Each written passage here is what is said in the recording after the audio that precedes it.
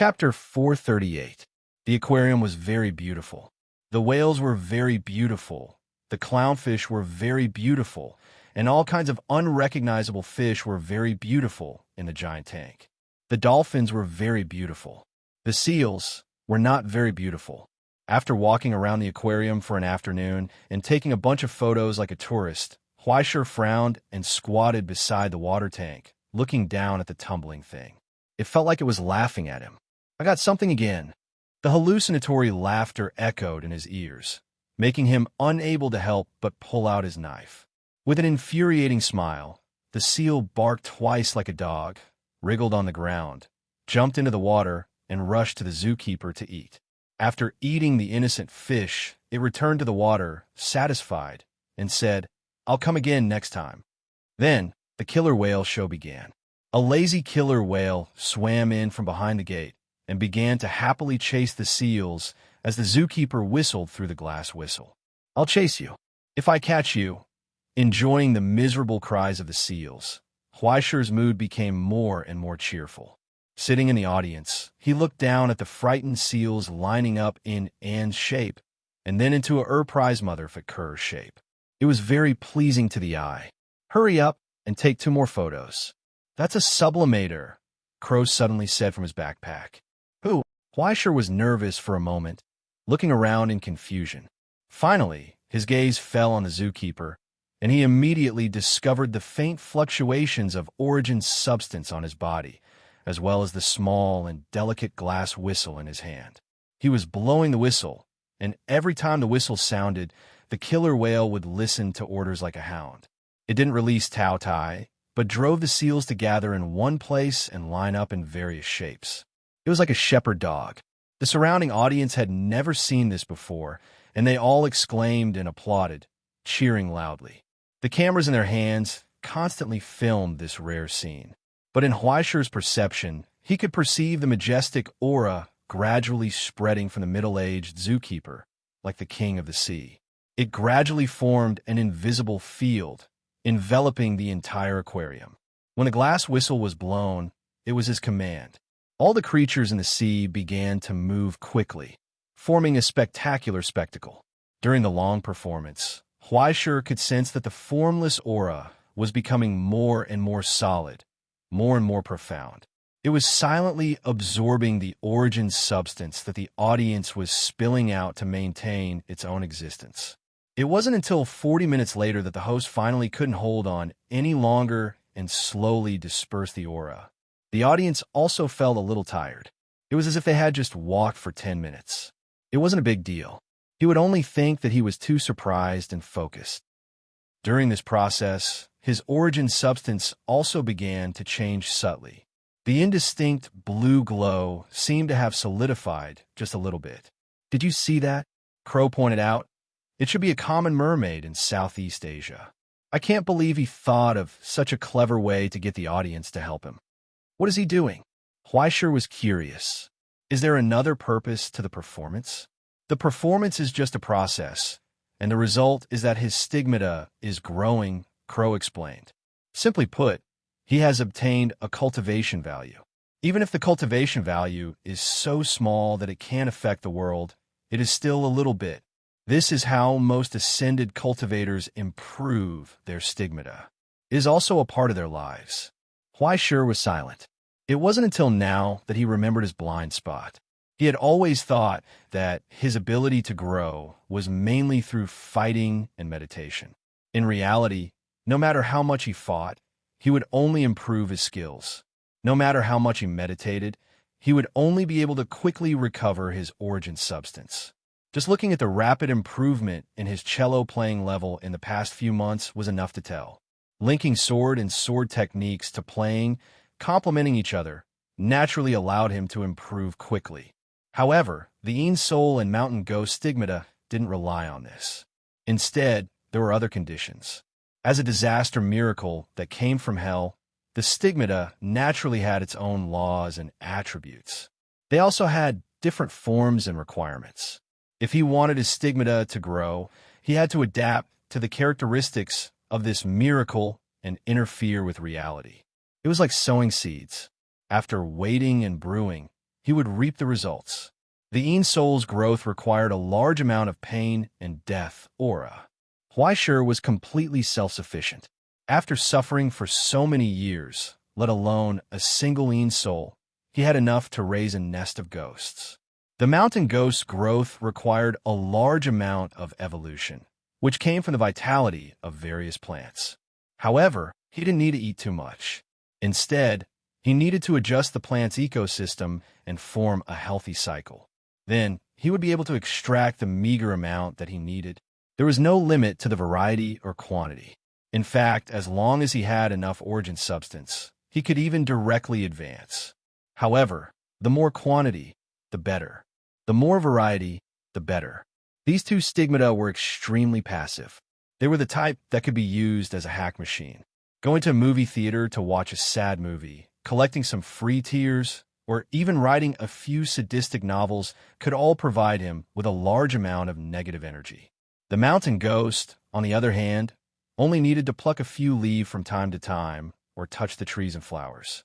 When he thought of this, Huaishir finally realized that the crow wanted him to plant trees. Since he had nothing to do, and if he really felt too empty, he might as well train a bit. In his country, all of the large plantations were tightly controlled by Emperor Qing's faction. Those green demons wanted nothing more than to plant poplar trees all over the Gobi Desert. As a military officer of the Astronomy Association, taking meat from someone else's bowl was quite shameless. Even if they didn't mind having more people in the same field helping out, Huaishir didn't want to freeload off of their correction points. All he could do was stroll around Qingxiu Mountain behind his house every day and take care of the disputes between the trees. At the very least, he could act as a forest ranger. Indonesia, on the other hand, was different. Everywhere was unclaimed land. Whether or not there was anyone managing it didn't matter. Huaishir could do whatever he wanted and experiment on a large scale. In any case, he wouldn't be able to do anything bad. If he did, he could just slap his butt and leave. With his ability, he couldn't get a vast desert. At most, he could get some weeds to grow in people's courtyards. Could the Indonesian ascendants directly complain about him to the Astronomy Association? In any case, he wasn't afraid of a complaint. Have you experienced the benefits of the path of destiny? Crow chuckled. Starting from Ghost, this type of stigmata is all support type. It's the type that allows you to gain experience. If it's the path of eternity, if you want to reach Osiris from the fourth step, you'll have to mechanize the entire hell. Unlike Mountain Ghost, planting a tree will yield a tree's fruit. Adjusting a forest will yield a forest harvest. As long as the forest is still there, the correction points will be endless. No matter how small it is, as long as there are enough of them, you'll be able to gain a lot over time. There's no need to worry about the problem of correction points. There are some silly newbies who just want to be cool, powerful, and destructive. They don't listen to advice at all. After having fun, they'll be in trouble.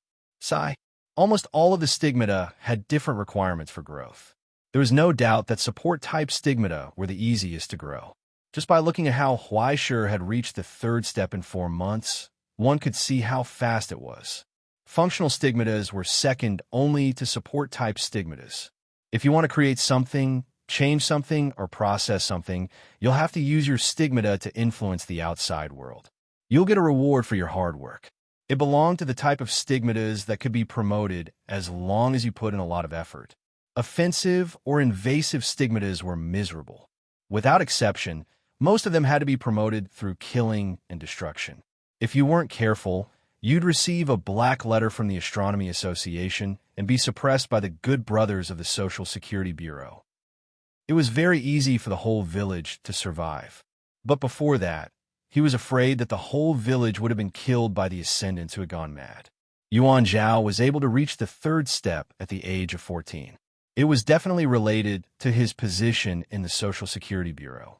With his big cousin's help, the Pegasus family stigmata would definitely improve at a frightening speed. Rushing to the battlefield to complete their mission, at worst, they could rely on their speed to enter and exit the enemy 7 times. They could easily gain a lot. In comparison, another acquaintance, the Riken family's little Amber, was especially pitiful. The essence of the stigmata Prajna was an evil spirit of jealousy and loneliness. If it wanted to grow, it needed to constantly experience and experience related feelings. If there was a scumbag who was willing to cooperate with her, talk to her as a friend, and then quietly let her find out that he cheated on her, as long as she killed the scumbag and the third party, she might be able to kill them all at once. Obviously, the performance that Huaishir was witnessing at the moment was the scene of another ascendant leveling up. Mermaids were very common stigmatas in the water. Regardless of the difference between the lineages, their abilities were ultimately marine. This one should be a cultivator who was inclined to control aquatic creatures. If they could break through the fourth or fifth step in the future, they would probably have to participate in the annual fishing season and the ecological balance in the sea. At that time, they might even become the sea god of Indonesia. Coming to the aquarium on a whim, he was able to see the scene of another ascendant leveling up. He had to say that he was lucky. However, Huaishir didn't participate in it. Promising Crow that he wouldn't take the initiative to use his ascendant abilities was one thing, but the most important thing was that his origin substance was a highly toxic negative energy. If he were to get mixed in, he was afraid that the entire aquarium, including the mermaids, would start foaming at the mouth. In less than 2 hours, the Indonesian government would announce that they had been attacked by terrorists. At that time, Huaishir would have to prepare to go to the border court. After he finished watching and walked out of the aquarium with satisfaction, he saw the zookeeper, who had already changed his clothes, standing at the entrance. The zookeeper waved at him. He was dressed in a suit, looking like a business elite. It was almost impossible to associate him with the zookeeper from before. "Hello, are you a foreign ascendant?" The dark-skinned, middle-aged man took the initiative to extend his hand, expressing his goodwill. He looked at the outdoor seats of the nearby coffee shop and asked in fluent Latin, "Do you have time to drink coffee with me, sir?" Huaishir stared blankly for a while, not understanding what was going on. However, since someone was offering him coffee, how could he not give face? Looking at the time, it was already time for dinner. Chapter 439. Tyler. As soon as he sat down, the ascender introduced himself. "This is my surname. You can call me Tyler. As you can see, I'm working in this aquarium to improve myself." Huaishir. Huaishir shook hands with him again. "Dongsha, are you here for a trip?" "Sort of." Huaishir patted the backpack next to him and shrugged. "Traveling on a budget. It may be a bit presumptuous. Can you take a look at this?" Before Huaishir asked, Tyler took out a brochure from the bag next to him and offered it with both hands. "Coral Reef. Protection Plan?"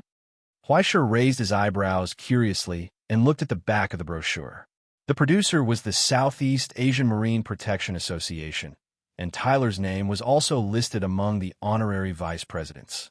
The brochure also described how the local corals in Indonesia would be affected by the changing climate. It has gone from more than 1,000 species to less than 700.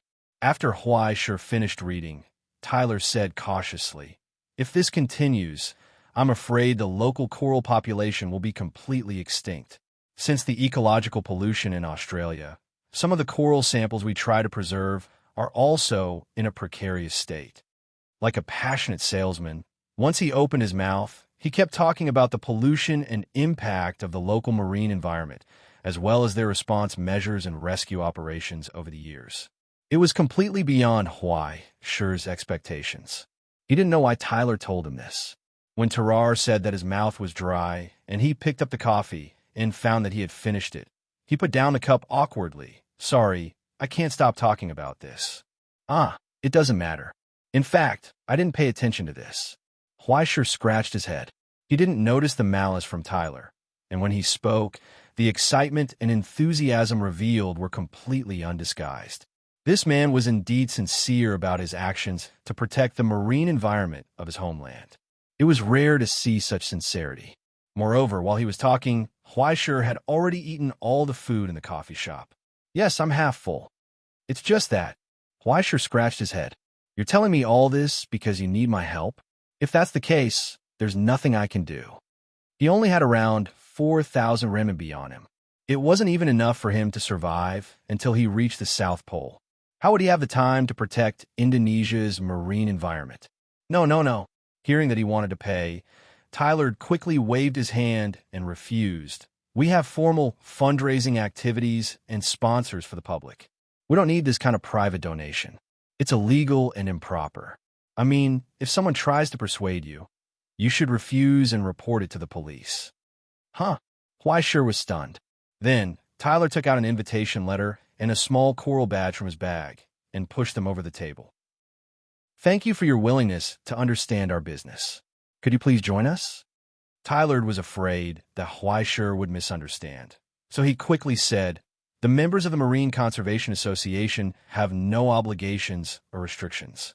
They also don't need to pay any fees. I mean, if you're interested, you can join us. We will regularly organize diving and various activities. Of course, it doesn't matter if you participate or not. Huaisher was puzzled. Then what do you want me to do? To be honest, we need to increase our international influence. If you can pay more attention to Indonesia's marine environment in the future, just say a few words for it will be enough. Tyler sighed helplessly. The Australian fishing fleet is getting more and more excessive year after year. There is also the pollution from their industrial zone. We can only fight for international support and support. Although I don't understand, I just need to say a few words for you, right? Huaisher didn't mind. In fact, he was even more surprised that Tyler had spent so much time on such a trivial matter. That's great. Tyler looked at the small badge that Huaisher accepted and nodded with satisfaction. After all, many foreign ascenders don't care much about the ecological environment. Do you need any help? If you don't mind, I can find you a pretty good tour guide. No need. Huaisher waved his hand. If he asked, Tyler would certainly not mind such a small amount of money. Listening to his tone, he had shares in the aquarium behind him. He was extremely rich and belonged to the nouveau riche class. But in this case, he lost the original intention of Crow. He wanted to try to live in the present world with his own ability, without the help of others, and extraordinary strength. Whether it was playing the violin or buying a dining car all the way to Canberra, he tried to return to a normal life. Yes, that's right. This is my deep meaning. You actually understand. The black-hearted woman proudly boasted without any modesty. Immediately, her tone changed slightly, but you don't have to be too deliberate. Huaisher was puzzled. Didn't you see it? Crow said, in the final analysis, the life of an ascender and the life of an ordinary person, isn't it your life? It's all part of your life. There's no need to forcibly separate it. Isn't the one in front of you very good? There's no need to indulge in fighting and killing. As a normal ascender, can't you make your own career and have your own life? You just helped him. If you have any doubts, you can ask him. Huaisher was silent for a long time. Tyler noticed the change in his expression and stopped talking. Instead, he looked at him curiously. He didn't understand what the young ascender in front of him was hesitating about. It's like this. Huaisher thought for a moment and asked, in your opinion, Mr. Tyler, what is the life of an ascender? Tyler seemed to be at a loss. Huaisher thought for a moment and asked softly, what is the normal life of an ascender? So that's how it is. I understand. After thinking for a long time, Tyler nodded seriously. He understood the confusion of the young man in front of him. So he smiled and said, Mr. Huaisher, what do you think of ascension? Do you think that ascension is a good thing? Tyler asked seriously. It does bring power, but it also brings danger, doesn't it? What do you think of your own nature's ascension? To be honest, I haven't thought about it. Huaisher shook his head awkwardly, but I think that this may be a turning point in my life. It's my good luck. Luck? Many people have this idea, and some people think that it's the devil's curse. Tyler nodded in agreement. However, in my opinion, ascension doesn't give us power, but power chooses us. What do you mean? This is a talent, Mr. Huaisher. A talent that can make up for your lack and give you the ability to realize your dreams. Tyler raised his hand and ordered another cup of coffee. After sorting out his thoughts, he said, I'm the son of a fisherman. I have 6 older brothers and 1 younger brother. To be honest, my childhood was not happy. This may be one of the reasons for my ascension, but I have no resentment toward my family. It's not easy for my parents to raise us. I'm not qualified to ask for more things. I don't have a TV, no games, and no mobile phone. The only place that can make me feel relaxed is the sea. Many times, when I feel pain, I will dive and swim in the sea, looking at the beautiful schools of fish and corals. The world in the sea is so quiet and vast. Just by looking at it, I can feel a sense of happiness.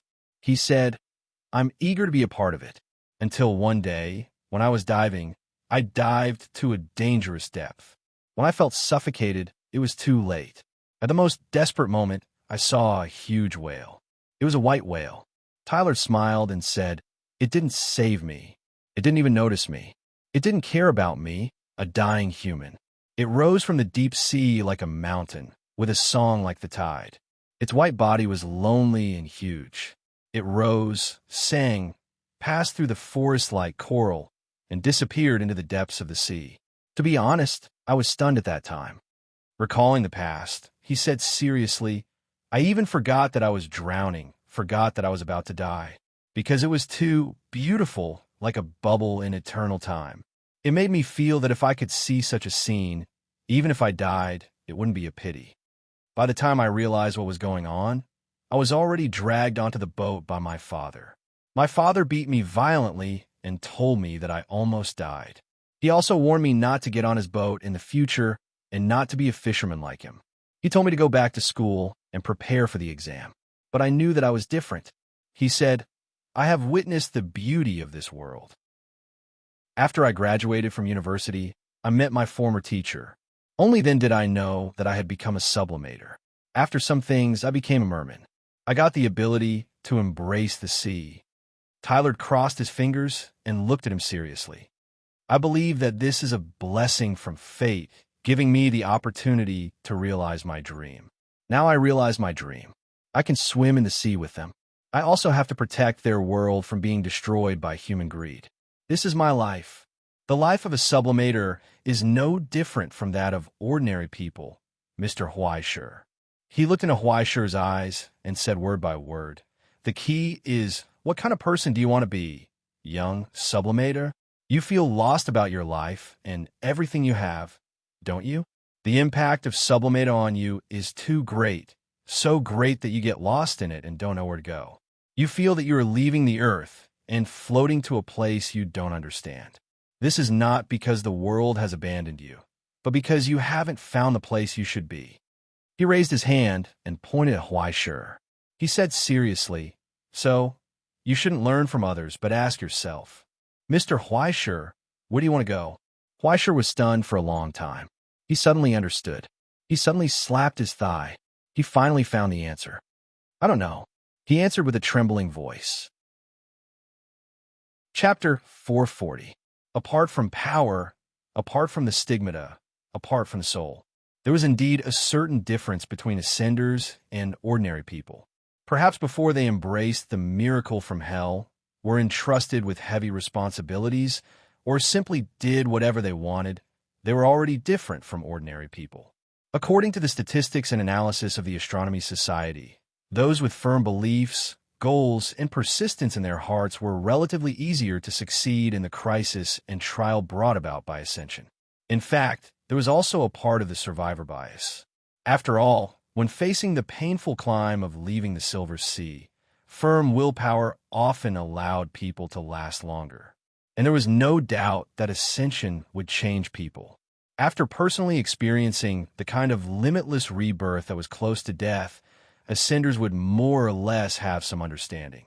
After no longer having to worry about survival, they would have more time to examine themselves, everything they faced, and then began to think about life. This led to a large number of idealists among the ascendants.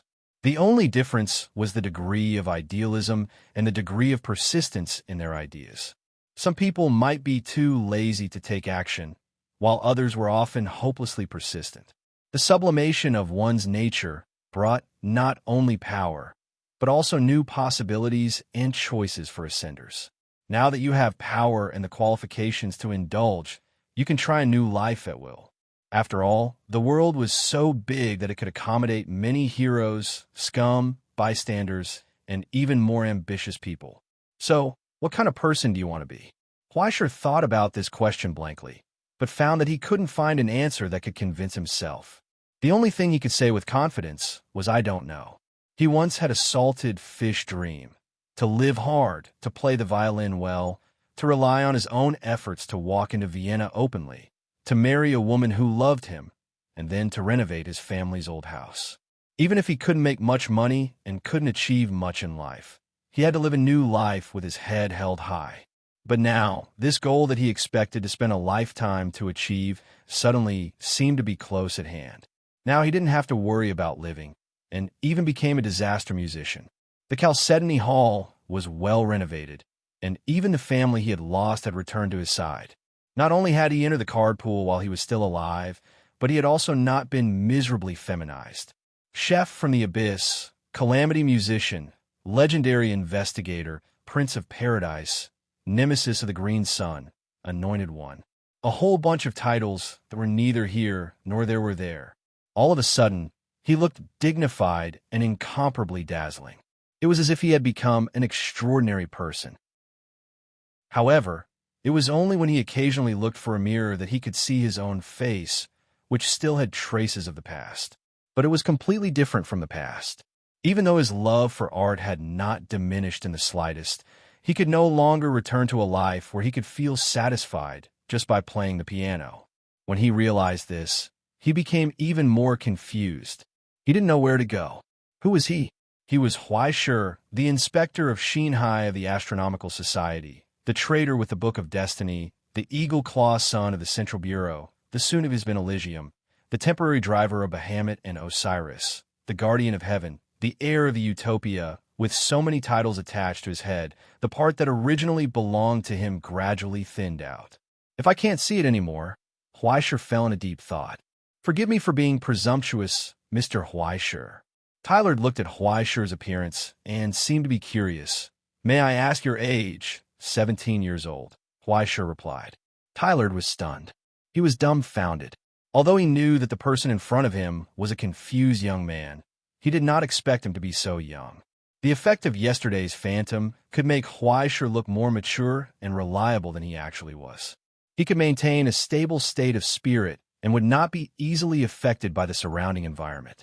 However, he really did not expect Huaishur to be so young. This is really... He was stunned for a long time before he smiled bitterly and shrugged. To be honest, this is completely beyond my expectations. However, I feel that there is no need to worry about those problems now. Huaishur was puzzled. After all, you're only 17 years old, aren't you? Tyler laughed. There's still a lot of time to think. The world still has room for tolerance for you. He looked at Huaishur with astonishment and amazement in his eyes. He no longer concealed his envy. It was good to be young. Being young was the greatest asset. He still had opportunities to make mistakes, room for naivety, and more time for him to think and revise, allowing him to make choices calmly. It was really good. What I just said is just a one-sided talk. You still have more time to find more answers and see more places in the world. Tyler thought for a moment and said seriously, however, I can help you with a small favor here. With that, he pointed to the shovel hanging next to Huaishur's backpack. If my feeling is correct, you should be a plant-type stigmata, right? Tyler said, if you want to earn some correction points on the way, I have a good job here. Huh? Huaishur looked up curiously, only to see Tyler get up, pick up the bag, and invite him again. It's time for dinner. Do you mind joining us? I can call another friend. He has a bad temper. I hope you don't mind. He had nothing to do anyway. Besides, Huaishur also wanted to know what kind of job Tyler was talking about. Tyler drove them all the way out of the city and soon reached the wilderness. Contrary to Tyler's expectations, Huaishur was not worried at all. Many of the explanations he had prepared in advance were not of any use to her. Huaishur did not think that Tyler had any bad intentions. After all, the combat effectiveness of the two people was not at the same level. Moreover, he did not feel that Tyler had any malice toward him. He was just curious about where he was going to take him. They had already gone on the mountain road and went directly into the deep mountains and forests. After a while, he saw the faint light in front and the smell of logs outside the car window. Many large trucks were parked here. It was quite busy under the lights in the distance. It was a logging site. The sign of the Forestry Association was hanging at the door. Tyler had obviously been here many times and was familiar with the place. There were many workers who greeted him, and he responded enthusiastically one by one. He directly ordered 2 dinners from the cafeteria and then unceremoniously pushed open the door of an office. He did not care if there was no one inside, sat down directly, and poured water for Huaishir. The manager here and I are acquaintances from the Environmental Protection Conference. Don't be an outsider, just sit anywhere. Huaishir found a place to sit down and looked around. It was obviously a rough man's office. God knows how long it had not been cleaned up. There were footprints everywhere on the floor, and things were in a mess. There were several animal skulls hanging on the wall, but they had not been cleaned for a long time. They were all gray. There were tools everywhere, chainsaws, hammers, axes, nails. There was a bicycle in the corner. God knows how long it had been since it was ridden. There was also a half-dismantled motorcycle in the middle of the room. There were parts everywhere on the ground, and the smell of engine oil was strong. In the entire room, there was only one family portrait that was clean. It had been cleaned frequently. Soon, the workers brought the food. There were a total of 3 servings. The food in the logging site was naturally not good, but it was good in large quantities, and there was enough meat. Without waiting for everyone to arrive, Tyler called out to Huaishir to eat. Halfway through the meal, someone pushed the door and came in. Huaishir raised her head to take a look at the bowl in her hand and understood. A burly middle-aged man with stubble on his face, with the smell of engine oil and with stubble on his body, walked in with heavy footsteps. He was obviously angry. After coming in, he could no longer suppress his anger. He threw the keys and gloves on the table and cursed in Javanese. This group of damn foreign species, damn Ingzhou people, damn those bastards. Do you know how they fooled me? They said they were doing it, and they would definitely discuss it at the meeting. He complained to Tyler, discuss? What's with the discussion? If they were really useful, there would be no need to import 80% of the wood every year. This group of damn profiteers only want to lower the price. They only want to see us be unlucky. Hey, calm down, calm down. Tyler put down the fork and pointed at Huaishir. I brought a friend here. Huaishir looked at the middle-aged man and found that he was his sender. And Huaishir was quite familiar with his stigmata, druid genealogy, Willow Man. He used this disguise when he was cheating others some time ago. It was obvious that they were genuine goods and were different from his counterfeit goods. The middle-aged man also looked at him, frowned, and asked rudely, "Who is he?" Tyler wiped his mouth. "Aren't you busy recently? I'll introduce someone to help you." "A child?" The middle-aged man snorted. "What's the use? I don't want it." "Hey, listen, my friend. I'm here to help, not to cause trouble." Tyler raised a finger and said seriously, "You can refuse, but at least don't vent your anger on us like you did to those Ingzhou people." After a moment of silence, although there was still anger, the middle-aged man couldn't help but shake his head and sigh. "Well, I'm sorry. This is my fault. 2 of you have some wine, it's my treat." He pulled out a bottle of liquor from the shelf, poured 3 glasses, and put them on the table. At the same time, he took out a rattan-like plant from his pocket and put it in front of Huaishir. Huaishir lowered her head to take a look and understood. Ingzhou dragon mistletoe? Chapter 441. In any case, he was still a mountain ghost and a part-time apprentice-level alchemist. Even if he specialized in metals, he still had some understanding of other common materials. After discovering that Huaishir was not the kind of newbie who knew nothing, the middle-aged man's expression suddenly relaxed a little. Yes. He directly took a big gulp from the bottle, wiped his mouth, and sighed unhappily. They grow everywhere. It's especially annoying this year. There's so many, so damn many. Invasive species. Huaishir could understand. Although this thing was useful, if it wasn't handled properly, it could grow everywhere and even squeeze out the living space of other plants. "Is there no native species that can be targeted?" he asked. The bastards from the Ministry of Ecology introduced new species and eliminated more than half of the native wood lice. Otherwise, it wouldn't be so annoying this year. At this point, the middle-aged man awkwardly patted his head and stretched out his hand to Huaishir. "How should I address you?" "Huaishir." Huaisher shook hands with him and heard his name. Ollie, just call me Ollie. I'm sorry to treat you as an ignorant and incompetent guy. It's okay. Huaisher could understand that the other party regarded him as a guy who relied on his face to make a living. He did not care, but asked directly, I heard you have a job here. Yes. Ollie nodded and pointed to the dragon mistletoe. To deal with this. You mean to pinch off the dragon mistletoe here? You can't pinch it. Ollie shook his head. Those damn things are growing crazy now. Even if all the ascendants of the Forestry Association are mobilized, they can't be dealt with. We can only find a way to cultivate its natural enemy first. As he said, he took out his glasses from his pocket, put them on, and took out a book. He opened it and looked at the pile of to-do items on it, and asked, What kind of job do you want? Odd jobs will do, Huaisher said. It's best if it's effortless. Is there such a job? There is, but it won't make much money. In fact, it's just a side job. Huaisher shrugged. I plan to go from Jakarta to Madura. It's best if you can help on the way. Ollie fell silent. Soon, he raised his head to look outside the wooden house and shouted, Tao Fei Ku, Tao Fei Ku. Bring me a jar of the new Baiha seeds. His voice was so loud that a layer of dust fell from the beam. Soon, a young man came in with an aluminum box the size of a tea can and placed it in front of Huaisher. When he opened it, he saw that it was filled with rice-sized seeds that looked like grass seeds. What is this? Huaisher did not recognize him. Preparations for the follow-up work. Ollie explained, before a new species of wood louse is bred, we need to delay the effects of the dragon mistletoe. It's what the druids use to fertilize the soil. It grows tall and dies quickly, but it's hard to live. As he spoke, he looked at Huaisher and did not say anything else. It was as if he was examining his capabilities. Can you plant it? Huaisher touched his pocket and took out a pair of tweezers from his tool bag. He picked one and placed it in his palm to observe it carefully.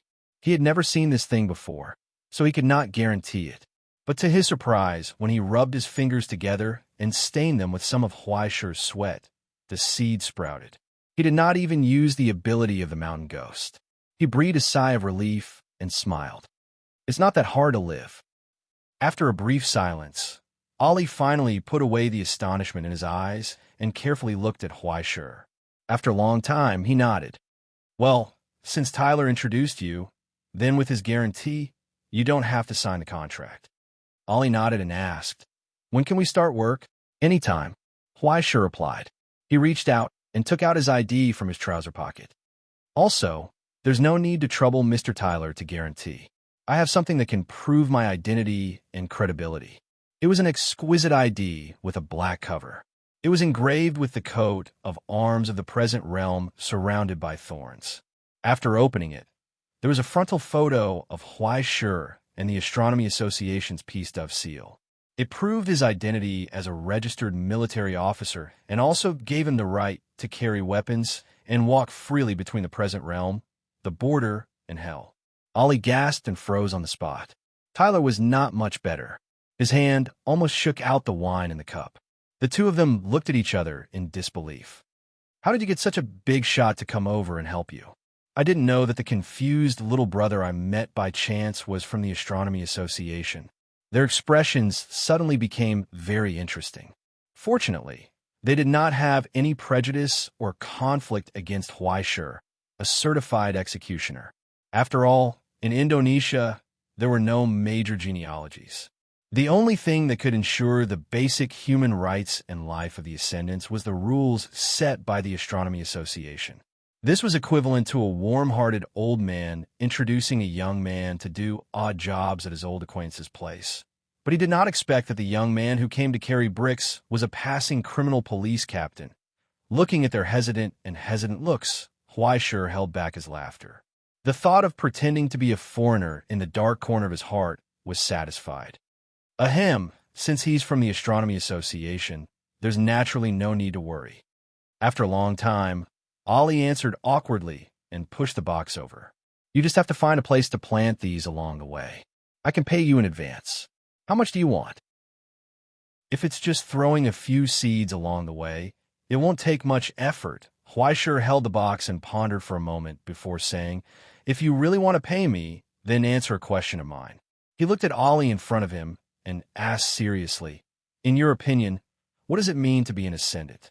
Ollie looked back at Tyler and asked in a low voice, "Where did you find this poet?" Young people are always full of curiosity about the world. Tyler shrugged. He needs the insights of some seniors. At least, I hope you won't be stingy with your words. Ollie shrugged and shook his head as if he had lost him. It doesn't mean anything. Fleischer didn't say anything else. He just looked at him with a calm and indifferent expression and waited patiently, until he couldn't keep his face straight anymore. He suppressed his irritation and took a deep breath. "Well, although I don't know what your astronomy association is thinking, in my opinion, being an ascendant means nothing to me. It's just a job. Do you understand?" He pointed to the mess in the office. "I went from being a drunken forest keeper to running a sawmill. I have to take care of my old brothers who lost their jobs and find ways to maintain the ecological balance in the forest. It's too troublesome, young man. It's too troublesome." "Didn't you make any money?" Fleischer asked. "So what if I did?" Ollie was amused and pointed outside the house. "What's the use of money in this wilderness? I use public funds to call a woman to come to my door once a week and double the tip. But what about more? This is the mountain, young man. There's nothing that doesn't need money more than a lumberjack." Fleischer was stunned for a long time. "Hasn't your life changed at all?" "Yes, it has changed a lot. But when it really needs to change, what can it change?" In front of Fleischer, Ollie turned his arm into a thick branch.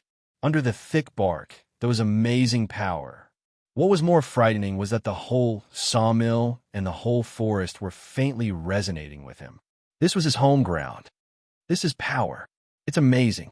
But what's the use of it? Ollie sneered and asked, "Can it make my ex-wife change her mind after I broke her heart? Can it make my 2 children believe that their father really loves them from the bottom of his heart? My eldest son and youngest daughter don't even want to have a meal with me. In their eyes, I will always be the father who brought fear and pain to them after drinking, a trouble that only brings shame. Yes, I know. I deserve it. Young man, they hate me and don't even want to invite me to their wedding. This is not something that can be changed by power and miracle. Unless I go back in time and beat up that bastard named Ollie 20 years ago and told that idiot to cherish everything he had. But even if I go back in time, can I face them? I screwed up once, twice, and all my chances of turning things around. Well, I began to regret it. It was already too late." Ollie's fingers stretched out and rolled up the liquor on the table. He raised his head and drank it all. Then, he threw the bottle out of the window in annoyance and laid it on the chair. Staring at the picture frame on the table, his former family, he became tired and helpless. He laughed self-deprecatingly. "Life is not something that can be changed by power, is it?" Fleischer was speechless. "This is the answer you want, Mr. Fleischer. I have made a fool of myself in front of a young man I met for the first time. Now, please give me a little bit of the last fig leaf. Take your reward and leave quickly." Ollie took out a car key from his pocket and placed it on the table. "There's a car outside. It has been filled with gas. You can use it as you wish. Just drop it off at the Forestry Association branch in Madura." "Thank you." Fleischer picked up the car key and thanked him sincerely. "This is your reward," Ollie said. "No, I mean your honesty," Fleischer said seriously. "You can lie or not answer. Just consider yourself lucky." Ollie waved his hand impatiently and motioned him to leave quickly. Terrar shrugged and nodded to Fleischer to say goodbye. He pointed to the depressed Ollie next to him. He had to stay here to comfort his old friend. Before Fleischer left, he opened his mouth and wanted to say something. But after thinking about it, he closed his mouth obediently. What right and experience did he have to shamelessly tell others how to face life? After nodding and thanking him, he pushed the door and left. When he got in the car, he received a message from Terrar. It was a phone number. "If you go to Madura, you can visit this guy. He is a Latin teacher in a middle school. He always thinks about something. We call him a philosopher in private. Maybe he will enlighten you." "I will." After Fleischer finished replying, he looked up at the huge off-road vehicle in front of him and raised his eyebrows. He rubbed his hands in anticipation. There's a free car to drive. That's great, completely ignoring the premise that he did not have a driver's license and driving experience. Huaisher stepped on the accelerator and left. He was on his way. Chapter 442. 3 days later, Huaisher realized that he had made a huge mistake. He didn't expect that the off-road vehicle would consume so much fuel. Once he started the car, the US dollars in his pocket began to flow out like water. He couldn't even stop it. Just driving from Jakarta to the area near Madura had already cost him more than $1,000. On the one hand, the road conditions were terrible. On the other hand, Huaisher had driven in the wrong direction several times. The road conditions and navigation in this place were a mess. Even though Huaisher had the Astronomical Association's satellite navigation page, he almost couldn't handle it. In the end, he could only use the off-road vehicle's performance to drive through the wilderness. Then the car repair cost another $600. Huaisher was miserable. Fortunately, he also practiced his driving skills in the Book of Destiny at night. He specifically found 2 racers with racing experience and drove wildly. As a result, he managed to improve his skills to an average level and didn't become a road killer. In the end, he realized that he was too pretentious. Not only did he not need money, he even had to pay for the fuel. If he had known earlier, he would have chosen the bicycle in the office. At least that didn't consume fuel. After passing through 2 villages and asking about the direction to Madura, Huaisher stopped the car outside the village. After closing the door, he walked into the forest ahead. It was time to work. Casually, he picked up a thick branch from a big tree and peeled off the leaves that were in the way. After straightening it, it became a good exploration stick. The planting of trees and grass in the past 2 days had at least some effect. Now, Huaisher had a better understanding of the various types of vitality networks formed by the existing plants. It was like visiting various communities to conduct a census and understand the community composition. It was an eye-opener. Each different type had its own unique advantages and disadvantages. For example, the vitality network formed by the plantation forest was simple in structure, but had strong stability and was not easily destroyed by external interference. The structure of a naturally formed forest was more complex. Although it was not stable, it could form a stable state not inferior to artificial through the combination of various species. Other than that, there were pine forests, coniferous forests, mixed forests, and so on. There were even all kinds of grasslands, nurseries, and countless types of shrubs in the wilderness. There were also more complicated hybrids, as well as a variety of matryoshka dolls. Among them, some had bright points that Huaisher had never thought of, while some had major natural defects that made it difficult for them to withstand natural disasters, frost, foreign species, or even human logging. During this process, Huaisher didn't use the mountain ghost's ability to catalyze or extract vitality to strengthen himself. Instead, he constantly adjusted the balance of life force in his body according to the cases in the real world, further optimizing and leveling the microecological structure in his body. He felt that his body was like a huge ecological garden, and the more species there were, the better. The premise was, could he establish a stable cycle that could accommodate more species? In just 2 days, the mountain ghost sacred mark had shrunk by half. The network of vitality that radiated from his chest to his whole body had returned to his chest. Thousands of strands extended and converged on his back. The precision and complexity of the network had increased by 3 times. He readjusted his priorities and optimized them, striving to achieve a better balance between the 3 aspects of circularity, inclusiveness, and stability. It was like playing a management game. While Huaisher was readjusting himself, he was also tirelessly exploring the adaptability of his various organs to different types of plant life force. He gave his heart a stronger self-healing ability, gave his lungs and respiratory system a better toughness, tried to make his bones harder, and further improve the flexibility of his tendons. He connected part of his nervous system to the sacred mark, improved the transmission efficiency of electrical signals, and further reduced his reaction time. Even if the results weren't much, it still opened a new door for him, and he found more possibilities throughout this entire process. Crow remained silent as a bystander. He didn't comment, quietly appreciating him wasting time on this kind of thing, constantly being frustrated, testing, giving up, and trying new things again. He even almost caused himself to suffer from osteochondrosis and muscle dissolution. He didn't stop it, nor did he encourage it.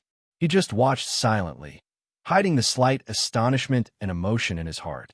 Should it be said that he was overestimating himself, or was he ambitious? The fool had already begun to explore the etherization of his organs. This was within the scope of the third level. The first level, Mercury, used the mercury, salt, and sulfur in alchemy to transform the body of a sublimator into fertile soil, forming a vessel that could bear the sacred mark. The second level, gold, gradually transformed the origin substance, and the body and soul of a sublimator would gradually transform into the miracles and disasters of the abyss, preparing for the next level of refinement. The third level, ether, would truly usher in earth-shaking changes after reaching this level. A person's organs would gradually change in a process called etherization, transforming into a completely new form and even giving them all kinds of new functions, allowing the sublimator to be reborn, completely parting with the inherent limitations of the human body and truly surpassing the human race. Huaishi's current actions could be said to be overestimating himself. But what was the problem with that? He could just treat it as a preview of the new semester's classes. Crow was delighted that after leaving his instructions, Huaishi was able to spontaneously optimize the structure of the mountain ghost and begin the next level of exploration. This talent could not be said to be not precious. And this initiative on Huaishi, who was originally muddling along like a salted fish, it was as rare as getting 8 SSRs in a row. This was an excellent sign. He was no longer passively facing this world, and he had already begun to actively welcome and find changes. This trip was really worth it. She was secretly delighted. After a short period of observation, Huaishi had already circled the periphery of the dense forest, and the probing stick in his hand, which was cut from a tree branch, constantly poked down. He probed the nodes and the center of gravity of the vitality network here. He did not need to use the mountain ghost's sacred mark to sense. After 2 days of testing, Huaishi had already formed a faint blind sense based on his experience. It was like minesweeping. He skillfully marked out the key points. Then he reached out, grabbed a few grass seeds from his pocket, and casually threw them into the dozens of small holes poked by the probing stick. He stepped on them and was done with it. He had sent a new neighbor to the community and ensured that everyone could get along harmoniously. He had also lent a helping hand at the crucial stage of Baihe's germination. He could imagine how Baihe of germination had set off a faint ripple in the dense forest network here, and then left a secret mark there for the successors to carry out the next step. Anyway, regardless of whether he found any traces of dragon mistletoe along the way, Huaishi would casually plant a few pieces and treat it as pure practice. Furthermore, he had seen many ascenders like him, shuttling through various parts of Indonesia. Just like in the early stages of real-time strategy games, those farmers who were used to explore the map. He did not quite believe that the Indonesia Forestry Association was doing this purely to control the dragon mistletoe. Most likely, it was incidental, right? There must be a more important reason mixed in, but what did this have to do with Huaishi, an outsider? If he continued to investigate this matter, there would definitely be trouble waiting for him, and it would also be a waste of time. He was too lazy to think about it carefully. If he had the time to go to Rome, he might as well go eat a few more bowls of rice. It was time to eat. Huaishi rubbed his empty stomach, thinking about where to find something to eat next. He was not used to the local food, so he could only rely on the fried chicken and cola from fast food restaurants to survive. To be honest, he was a little sick of it. Should I find a set of tools and start a meal? Huaishi thought to himself as he opened the door and got in the car. He was stunned for a moment. After a moment of silence, he turned on the key and started the car. Soon, the off-road vehicle was back on the road. It sped forward, running over the puddles and mud on the road as it sped toward Madura. While driving, Huaishi raised his hand and yawned. Then, he casually pushed his hand to the side. A muffled sound exploded in the enclosed car. Drummer. The low sound of the wind spread out, followed by the crisp sound of a skull hitting the car window. In the front passenger seat, a little ghost appeared out of thin air. There was still a stunned expression on its face as it slammed into the car window. Its eyes rolled back and it fainted. As early as the moment Huaisher got in the car, he smelled another smell in the car that did not belong here. Someone was hiding in the car. It was just that he could not see it. Even if he could not feel the premonition of death, Huaisher's nerves were still tense. After a short disguise, he seized the opportunity when the other party's breathing gradually stabilized and made a move. Then he directly knocked out the little ghost who was hiding in the front passenger seat. Fortunately, the moment Huaisher made contact, he sensed something was wrong in advance based on the feeling of the hand and the estimation of its weight. Thus, he withdrew most of his strength. Otherwise, this move would have been enough to send the little ghost to the ICU. Whether or not there was an ICU in this damn place was another matter. Stepping on the brakes, Huaisher came to a stop and looked back at the little boy in the front passenger seat. He was about 12 or 13 years old. His hair was slightly curly. God knew how long it had been since he cut it. It looked messy, but his clothes and body were quite clean. It was obvious that he often bathed. Huaisher reached out and skillfully searched the pockets and places where weapons might be hidden. No weapons, no stigmata, and he did not feel any malice toward him. Huaisher twisted his neck and revealed a cold smile amidst the cracking sounds. He sneaked into his car secretly and did not even have a single cent on him. Did he really think that it was a free ride on the Stellaris? Chapter 443. When the kid opened his eyes, he saw a face hanging upside down from the top of his head, looking straight at him, leaning against a tree and smoking a cigarette. Then he realized that the one hanging upside down was not the other party, but himself. He was hanging upside down from a tree, with no one to rely on. Subconsciously, he struggled for a moment, but to no avail. Subconsciously, he disappeared again. Then he saw the rope wriggling, trying to climb up and escape. Click, there was a soft sound.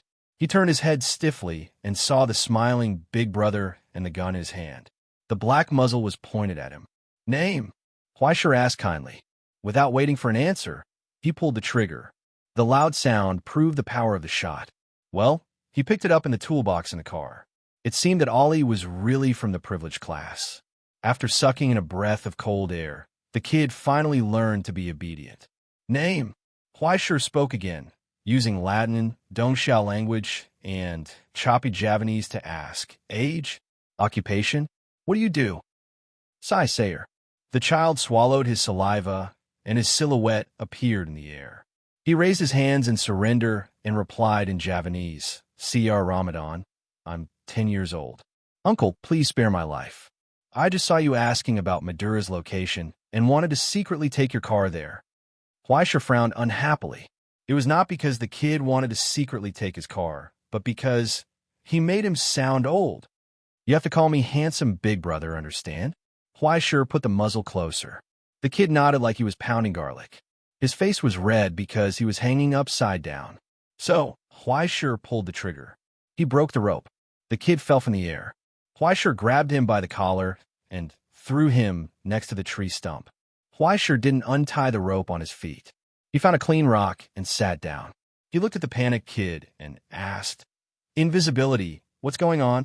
The child's eyes wandered. Just as he was about to say something, he saw Huaisher's gentle smile. Do you know? Your big brother, really like to bully little kids to death, especially those who don't pay for the ride. Sayar swallowed his saliva dryly. I don't know either. Suddenly, one day I learned it. Others couldn't see me, as if I didn't exist. Huaisher nodded, understanding the situation. A wild sublimate brat. 10 years old? Wasn't it too small? Where are your parents? They are waiting for me in Madura. They are all very famous experts. They are all very powerful, and they have 19 subordinates. Each of them has a gun, a lot of guns. They're all very powerful. Huaisher sat on a rock with his legs crossed, watching him rack his brains to come up with a lie. Blow continued to blow. Under his scrutiny, the child's expression gradually became awkward, and he couldn't continue speaking. All right, don't be afraid. Huaisher pushed the pistol out of the magazine, one by one in front of the child, and threw them on the ground. Then, he put the pistol back into his pocket. He leaned forward and looked at the child's face. "I won't kill you, and I won't hurt you. As the prize for secretly riding on my ride, you have to answer my questions honestly. Then, I can send you back to your parents." Sayar was silent and turned his head away awkwardly. After a long time, he said, "They don't want me anymore. I ran out alone. My mother married someone else, and my father has a new son. Even if you send me back, I will run out again." "Where's your home?" "I don't know. I ran out for a long time, more than half a year. I have long forgotten where I went. I don't even know where this is." Huaisher was silent for a long time. He scratched his head and said, "For so long, you live by being invisible?" Sayar nodded. "Very good, Sayar. Your honesty has earned you fair treatment." Huaisher took a deep breath. Then, he looked into Sayar's eyes with a serious expression. His eyes turned cold, and he said, "Tell me, for so long, did you use your ability to hurt others?" I did not." Sayar's face turned pale as he was stared at by the pair of emotionless eyes. He shook his head frantically and said, I just secretly took something that I needed. There was nothing I could do. I have no money. I swear, I only took a little." "How does it feel to kill someone?" Huaisher asked indifferently. "I did not kill anyone," Sayar screamed out in panic. "I did not." "Then what about the damage?" Huaisher asked. "Don't you think this ability is very convenient? Even if you're holding a knife, no one will be able to notice it. Even if you kill someone, no one will know that you are wrong. You can even do whatever you want to those beautiful little girls. Isn't that right?" The mountain ghost's malice suppressed his consciousness, digging out the truth and lies inch by inch. "I did not. I really did not." Sayar struggled with all his might. He was so scared that tears flowed out of his eyes. He sobbed and shouted, "I swear, sir, I swear, I only took a little something, a little bit of money. I just hope that no one will see me. That was all I wanted. As long as you don't hit me, I never wanted to hurt anyone." Huaisher was silent. Then he suddenly reached out with his hand. He pulled up Sayar's sleeves, pulled open his collar, and pulled down his shirt and trousers. Then he checked every inch of Sayar's skin. There were burn marks from cigarette butts, scars from blisters, blade marks, and abnormalities in the bones of his right hand. It had been broken before, but was not properly reconnected. He finally understood why Sayar wanted to run away. How could he obtain such a soul? After a long time, he silently put on Sayar's clothes. Then, he raised his hand and untied the rope. Sayar continued to cry. He looked at Qin Xiaoyan with fear and shrank back. "All right, don't cry." Huaisher sighed and raised his hand to ruffle Sayar's hair. "Let's go. I'll take you to eat. Then, I'll find you a place where you can be raised." I don't want to go to an orphanage." Sayar's face turned pale with fright. He shook his head with all his might. I've been there before. It's like hell. Sir, I beg you. I won't send you to an orphanage." Huaisher shook his head. How could he not know what an orphanage was like? Not to mention, it was in a chaotic place like Indonesia. The Astronomy Association had a special organization for raising ascendants. Everything was to ensure that ascendants could properly return to society and not cause any trouble due to their own abilities. Raising a child didn't cost much. With less surveillance cameras, they would have all the money they needed. When they reached Madura, he would contact the Astronomy Association and pick up Sayar. Before that, he had to ensure that Sayar hadn't completely fallen. Even if he passed Huaisher's test, he wouldn't be able to pass the Astronomy Association's review. Those bastards who originally worked in the building didn't know the meaning of mercy. They would definitely directly read his mind and search his memory. Fortunately, Sayar didn't completely lose his bottom line because of his wandering. Otherwise, even if Huaisher didn't kill him, he would immediately turn around and send him to the border prison in Jakarta. "Let's go. We'll go eat first." Huaisher smiled at him. He didn't feel ashamed to use the soul link to make his little brother feel that what he said made sense. Benefiting from his own appearance and influence, the frightened Sayar gradually calmed down. He had some trust in this gentle big brother.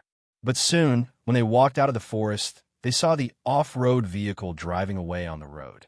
It was originally parked by the side of the road. Ah, my car. Huaisha raised his hand and slapped the back of his head. He couldn't believe it. It was stolen. How long had it been?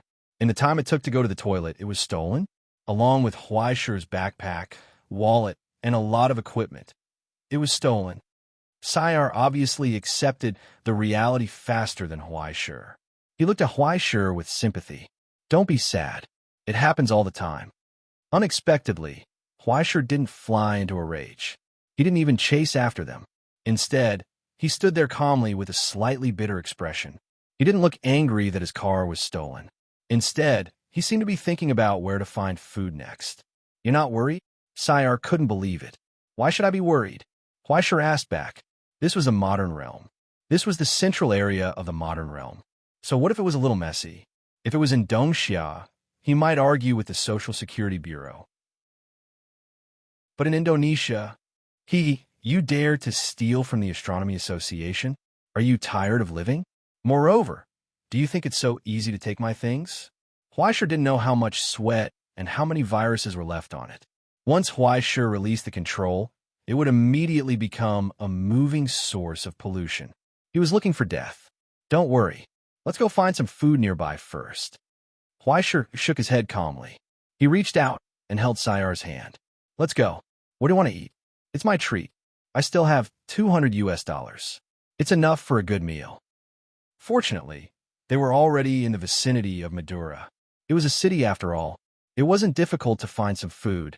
Half an hour later, Huaisha and Sayar were sitting in the Colonel's Chicken Nuggets chain store. They were enjoying the air conditioning, eating the chicken bun, and drinking happy drinks. Since they were already here, Huaisha planned to find the philosopher mentioned by Tylal first. After that, he would call the Jakarta branch and ask them to check where the car went. However, when Huaisha called the philosopher, no one answered. He called a few times, but they were all busy. He put down the phone in confusion and glanced at Seelal, who was wolfing down the food. He couldn't help but raise his hand and hit the back of his head. Eat slowly. I'll give it all to you, okay? You'll definitely have diarrhea if you eat like this. Sayar answered vaguely, his face glistening with the oil of fried chicken. He raised his head to look at Huaisha, then lowered his head and continued to eat. Huaisha couldn't help but roll his eyes. Okay, I'll have to spend money to buy you stomach medicine later. Just when he was feeling helpless, the phone rang again. I'm sorry. I was in class just now and didn't pick up the phone. A low voice came from the other end of the phone. The Latin tone was exquisite and standard. Is this Mr. Huaisha from the Astronomy Society? Ah, yes, that's right. Huaisha nodded. You know me? Tylal mentioned you when he called me yesterday. He also told me about your doubts. I'm happy to share some of my shallow opinions with you. Let me see. My next class is about 90 minutes later. Maybe we can talk before that. The philosopher said, if it's convenient, can you come to the city? I'm a bit busy at school. I can't leave. Of course, no problem. Huaisha nodded happily. I'll be there soon.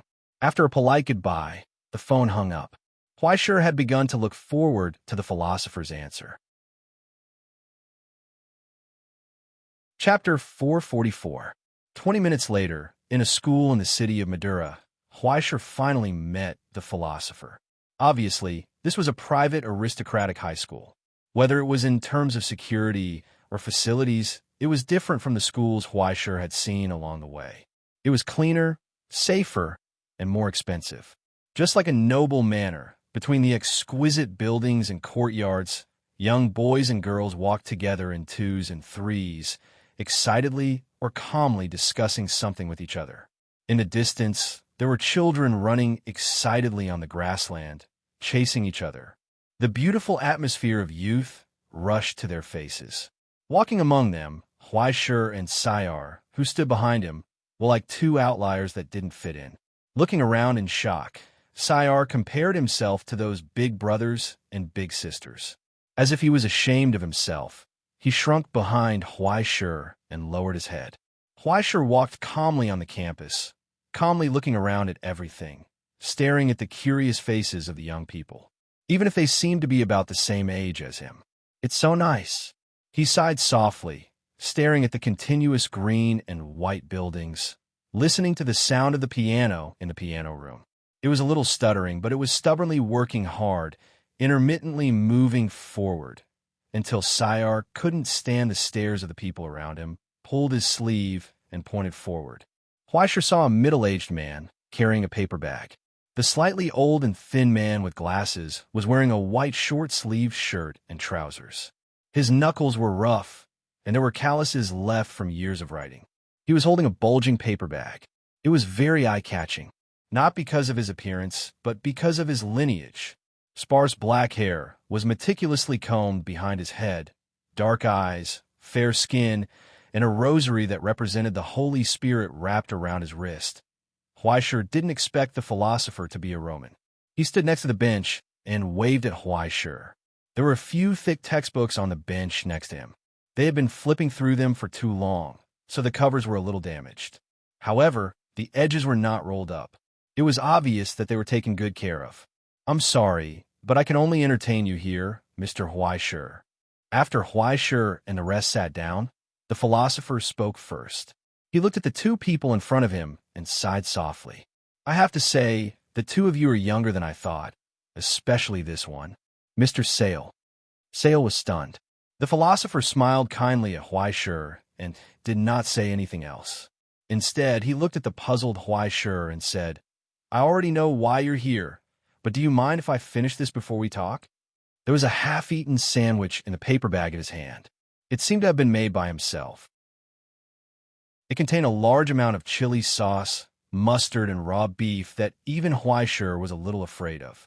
After getting Huaisher's permission, he took out the sandwich and continued to eat.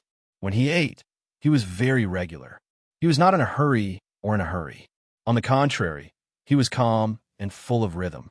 Every mouthful was fully chewed before swallowing. Every few mouthfuls, he would pick up the thermos cup next to him and take a sip of tea. 5 minutes later, he took out a handkerchief to wipe his mouth, screwed the lid of the thermos, and looked up at Huaisher. "Sorry to keep you waiting. Actually, I don't mind waiting longer." Huaisher shrugged. "I like this kind of patience, full of tolerance and awe for knowledge and understanding. Mr. Huaisher, this kind of quality is rare." The philosopher seemed to be happy, but also seemed to be regretful. "There's one thing I need to say in advance. My sole ability is to make others feel that what I say is very reasonable. Even if it's some fallacies, they will sound convincing." After pondering for a moment, he abruptly explained, "Unfortunately, this effect is passive. I can't turn it off myself. However, this kind of thing can be understood as long as you think about it." He thought for a moment and gave an example. "For example, today's sun is black." "Well, load of nonsense." Huaisher frowned. Today's sun was indeed black. "Wait a minute." He was stunned for a moment and subconsciously raised his head, staring straight at the dazzling sun above his head. After a few seconds, he finally reacted and could not help but gasp. His back was a little cold. This kind of soul ability was a little too scary. If the philosopher did not explain in advance, even the ascendants would not be able to guard against it. "I've embarrassed myself in front of you." The philosopher sighed with a headache. This kind of ability is very useful in education. Of course, the premise is that the theory I tell the students is correct. But there are too many things in this world that can't be confirmed. Thanks to this troublesome soul ability, I originally majored in advanced mathematics and theoretical physics. But now, in order not to mislead the students, I can only teach grammar in high school. After all, for this kind of thing, even if it's a slip of the tongue, at most, I'll lose 2 marks on the exam. After a pause, he looked at Huaisher seriously. "The reason why I said this is, on the one hand, out of honesty, and on the other hand, to avoid misunderstandings. I don't think what I say is absolutely correct, so I hope you can always be suspicious of what I say." In her silent contemplation, Huaisher vaguely came to a realization. In any case, the philosopher did not have any malicious intentions toward him. It was better to say that he was frank from the beginning. Later, when Huaisher was thinking, he could avoid the influence of the philosopher's soul ability to the greatest extent. "Ah, you're starting to think." The philosopher showed a gratified smile. "Very good. Thinking is the first step to survival, Mr. Huaisher. You're already in the zone. I believe we'll have a good chat later." Do you need me to ask you a question? Huai sure asked. No, I already know why you're here, and I've already prepared the answer. After a moment of silence, the philosopher suddenly said, but before that, can I ask a few questions? Sorry, this is purely out of professional habit. I always get into the zone of a teacher. Huaisher shrugged indifferently. Didn't I come here to ask you to answer my doubts? Then, just treat it as an impromptu lesson.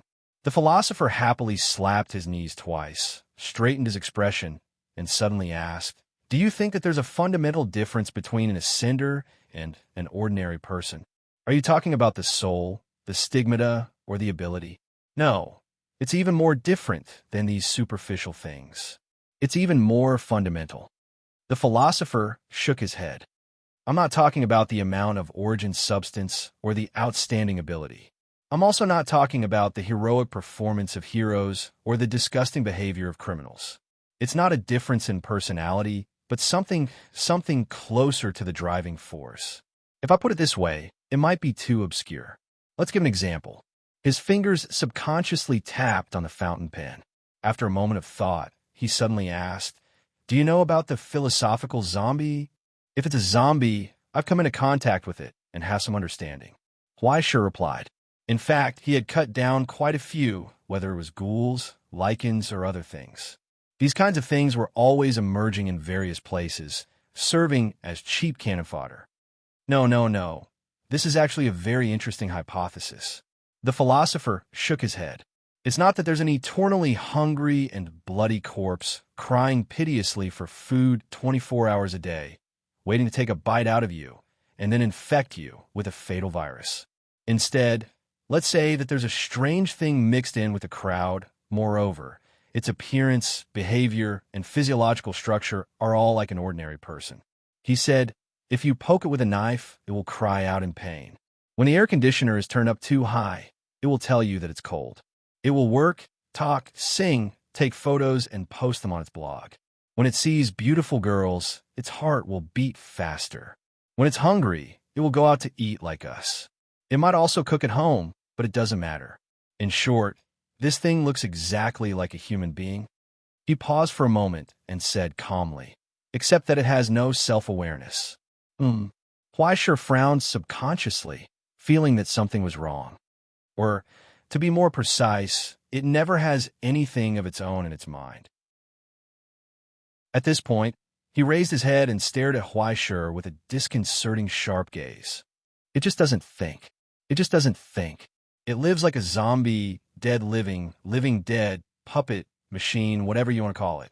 But how do you verify whether it has self-awareness? Huaisher didn't know how to answer. Even if he thought about it, he couldn't come to a conclusion. This was just a ridiculous hypothesis. Just as some extreme psychologists would think that the existence of self-will was just a lie made up by the brain, this theory was quite popular until the appearance of the soul. You should know, Mr. Philosopher, Huaisher said, everything that can't be proven false is not within the scope of rational discussion. In other words, this hypothesis was destined to be fruitless from the beginning. I know. The philosopher nodded. I'm just curious about it. How many people will think about it? Mr. Huaisher, have you thought about it? How many people will choose to become a living corpse? When he looked back, his eyes were terrifyingly calm, and he asked softly, if I told you that there might be such living corpses in this world, and there might even be a large number of them, how would you feel? Huaisher froze in place. Being looked at like that, he shuddered. You should have seen such a person, right?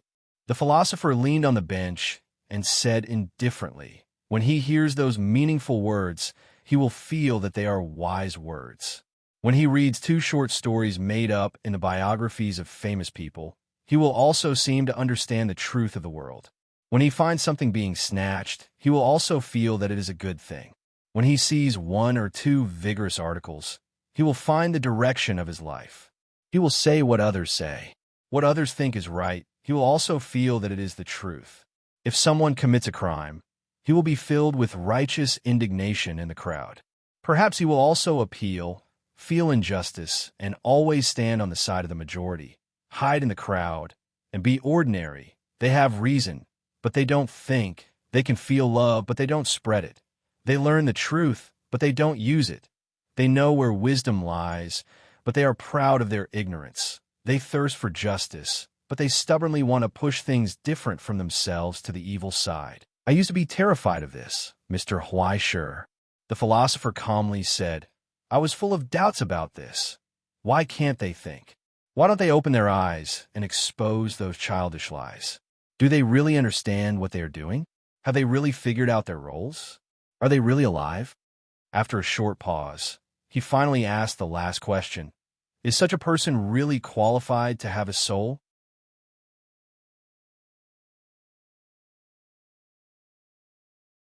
Chapter 445.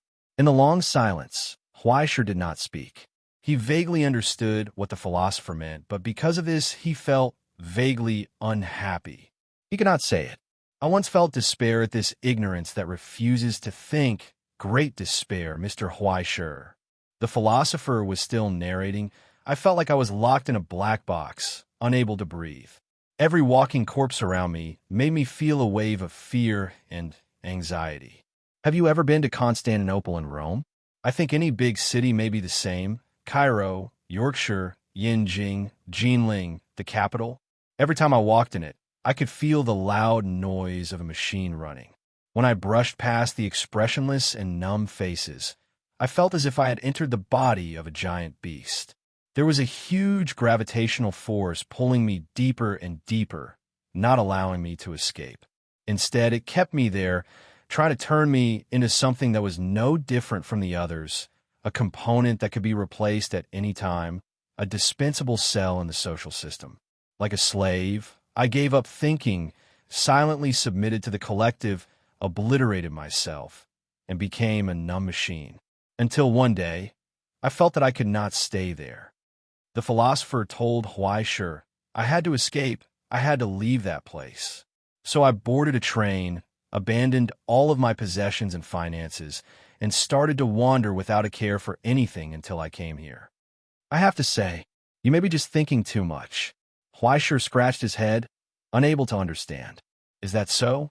The philosopher calmly asked, what if I changed the analogy? What if replace Constantinople with the Silver Sea and replace wandering with sublimation? Can you understand? Huaishur was stunned. He finally understood where the displeasure in his heart came from. Why are you so contemptuous of others who are trying their best to survive, Mr. Philosopher? Huaishur asked. Are there people who are born willing to become machines? For some people, becoming a machine is even a happiness and peace that they can't wait for. Why do you have to comment on everything from above after freeing yourself? Wasn't that too arrogant? According to your theory, you will never be able to prove that others have self-awareness. In other words, in your world, you will always be the only one who exists? I didn't say it was absolutely correct, did I? The philosopher was not annoyed. Instead, he smiled happily. I'm glad to see you refute my theory. Nothing makes me happier than that. Huaishur was stunned. Damn, just how long has this big brother of mine been tricked by my spiritual soul ability? Why is he so happy to see someone bicker with me? Huaishur has an impulse to recommend the internet celebrity take little brother to him. He always feels that he will have a good time arguing with little 19 of the Lin family. But little Hut in the Woods is not willing to waste time on this kind of loss-making business, right? Philosophers do not care if others agree with their ideas and theories. They even seem to live in a lonely world. He played single-player games indifferently and did not play games with others. Huaishur felt a burst of pity and fear for such a life. What kind of hell is that? The moment I became a sublimator, my life was changed. Mr. Huaishur, I still don't know if this change is good or bad, but this is the answer I give you. The philosopher said seriously and solemnly, people have to think to feel their own existence and life. People who refuse to think are not alive. At best, they just exist. And it is through this will born from thinking that the sublimator proves their existence to the world, isn't it? He said, in my opinion, the sublimator is the winner who has not been assimilated and obliterated by this world. In other words, to some extent, they have defeated the people of this world. He said his own conclusion so decisively and arrogantly. He did not care whether others agreed or not. and did not care whether Huaishur could accept it. He had put his own answer in front of Huaishur. Without saying anything else, Huaishur got up and said goodbye. The philosopher did not say anything else. Instead, he walked him out of the school's back door and suddenly said, "You have come from afar as a guest. I'm sorry that I can't be a good host, but at least let me do you a small favor. How about it?" Huaishur looked at him blankly. He felt like he had heard this before. Why do you Indonesian sublimators like to help others so much? Then he saw the philosopher fold the paper bag with the food and put it in the trash can. He waved at the people on the side of the road. Then an off-road vehicle drove over from the end of the street. Huaishur was stunned. It was clearly the car that he had borrowed from Ollie, but now it looked brand new.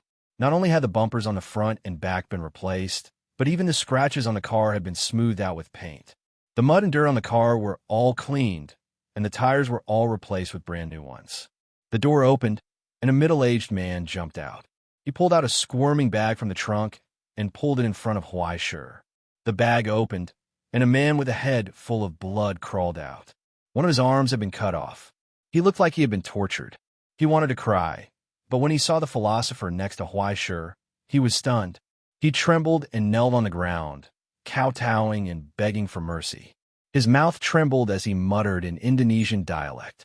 The philosopher pointed at Huaishur, and the man turned around and kowtowed to Huaishur, sobbing and crying.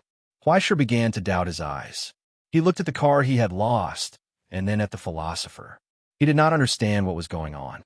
Are the local gangs so polite? That's right.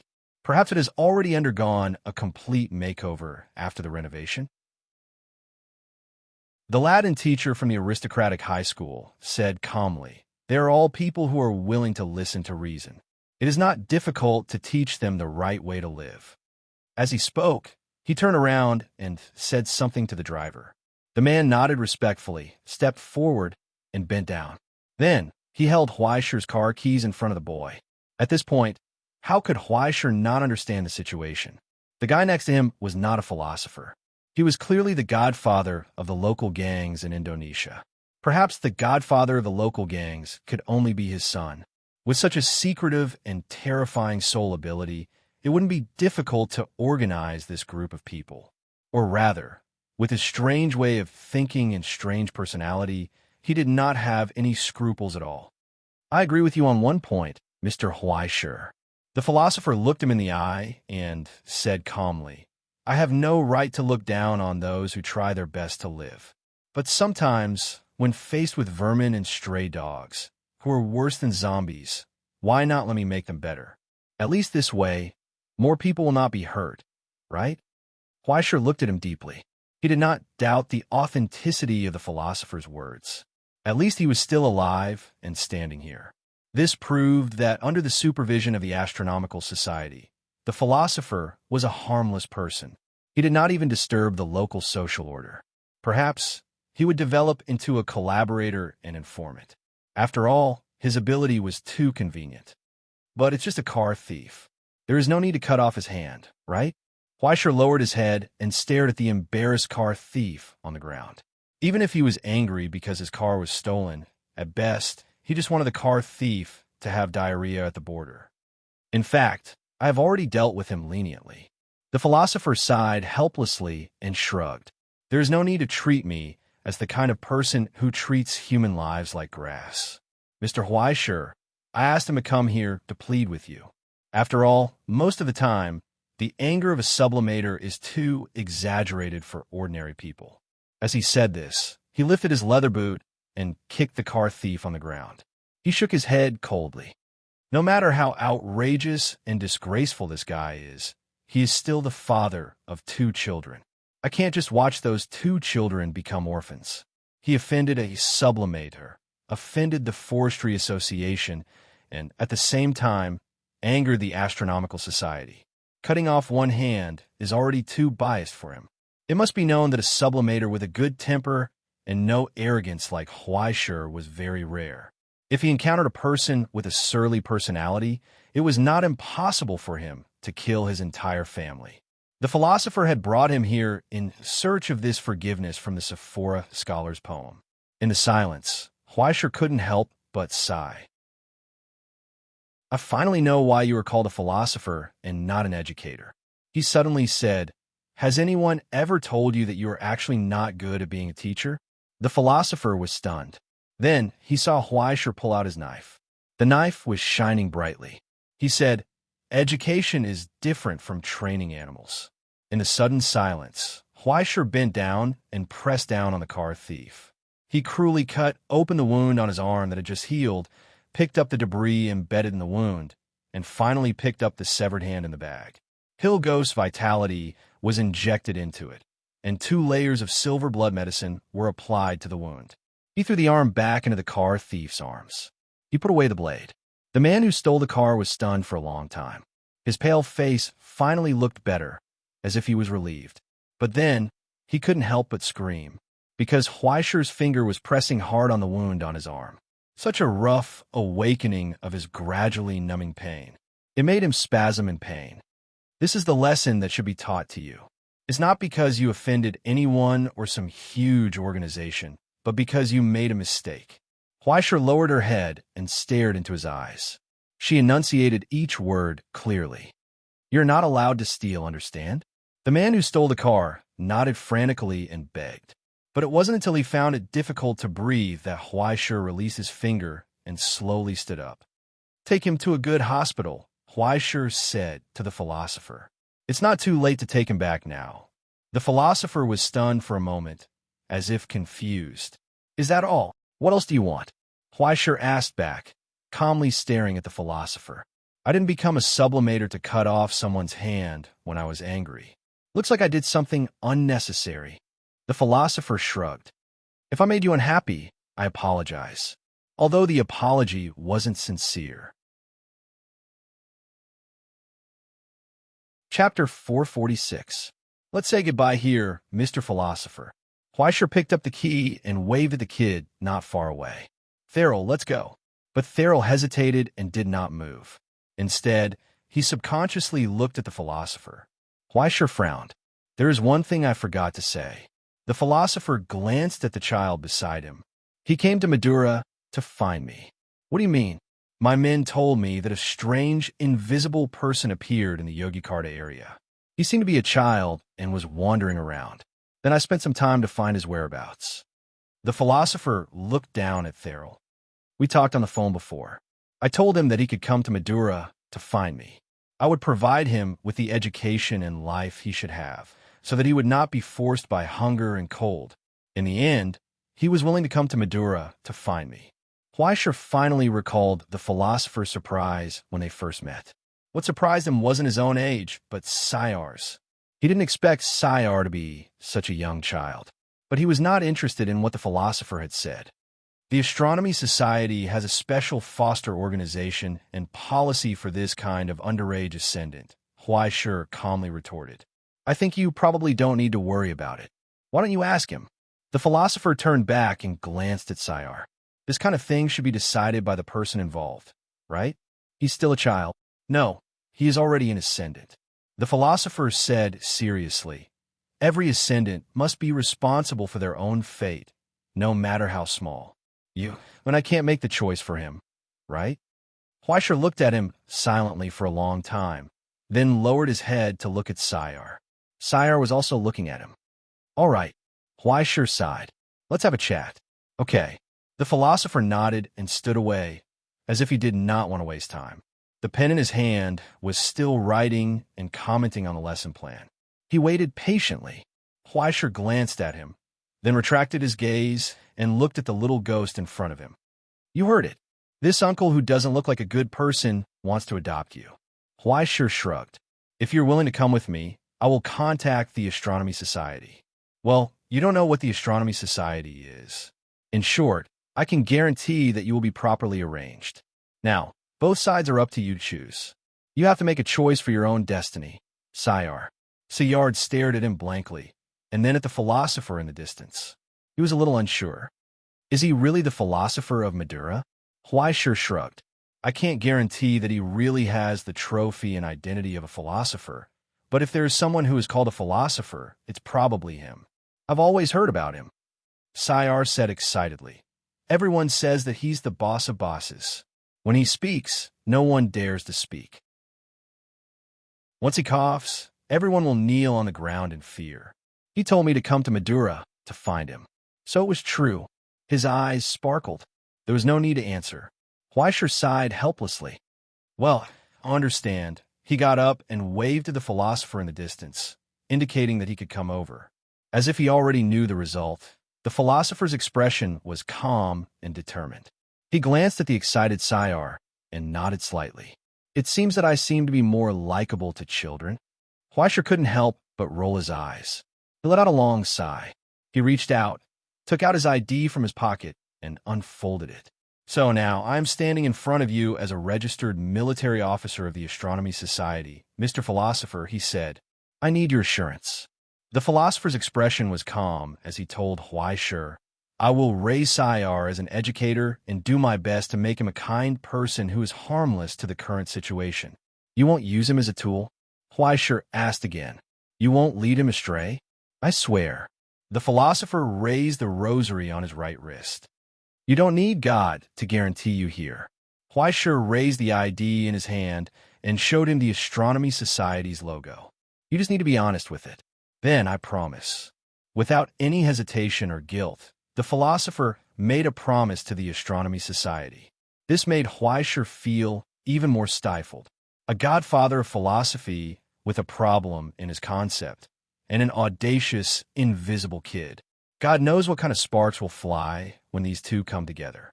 He could forcibly take Sayar away. But what was the point of that? The philosopher could adopt Sayar through formal procedures. Sayar could also come out to find the philosopher again. What satisfied him was nothing more than his senseless benevolence. Huaisher took a deep look at the philosopher in front of him, and then looked down at the excited Sayar. He couldn't help but shake his head. He reached out and rubbed Sayar's hair. Then, let's say goodbye here, kid. He thought for a moment and suddenly asked, Before you leave, can you tell me what your dream is? Huh? Sayar didn't understand. Huaisher explained, It's something that you want to realize even in your dreams. Sayar thought for a moment and hesitated. In the end, he began to blurt out his inner thoughts. I want everyone to see me. Can such an idea be counted as a dream? Can it be counted as a dream? Huaisher didn't know. He just suddenly felt that it was a bit absurd. The ascendant who chose to hide himself because of fear of being hurt actually yearned for everyone to be able to see him. But the philosopher who remained skeptical of everything could gain the unconditional trust of others.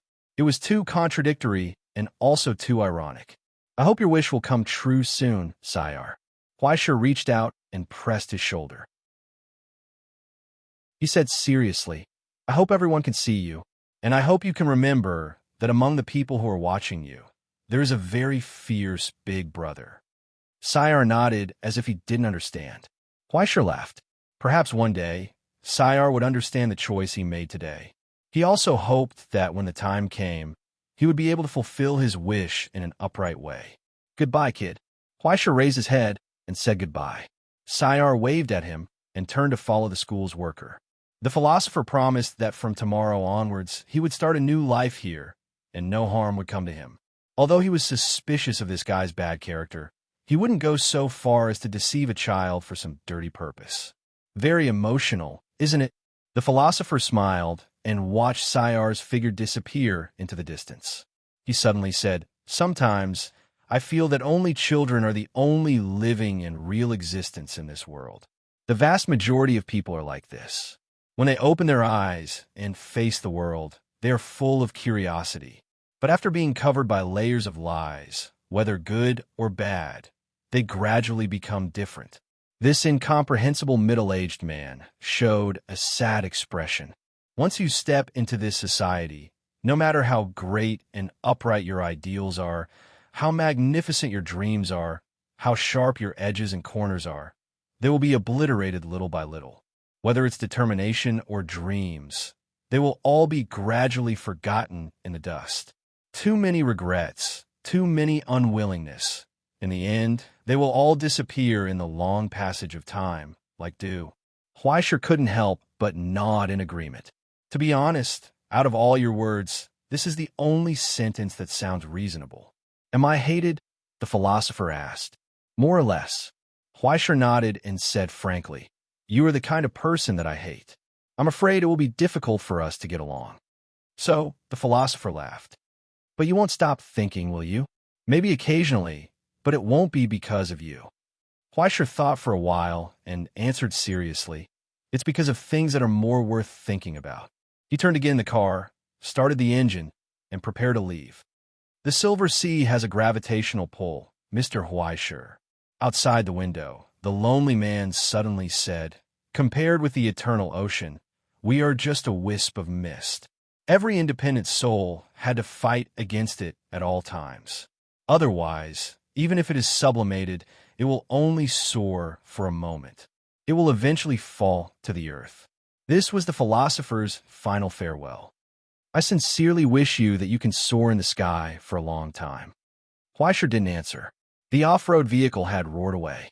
The philosopher stood in place and quietly watched him go away. Until the bell rang behind him, he picked up the lesson plan, turned, and walked into the school. For hours later, after returning the car to the Forestry Association in the Madura region, Huaisher came to the dock area.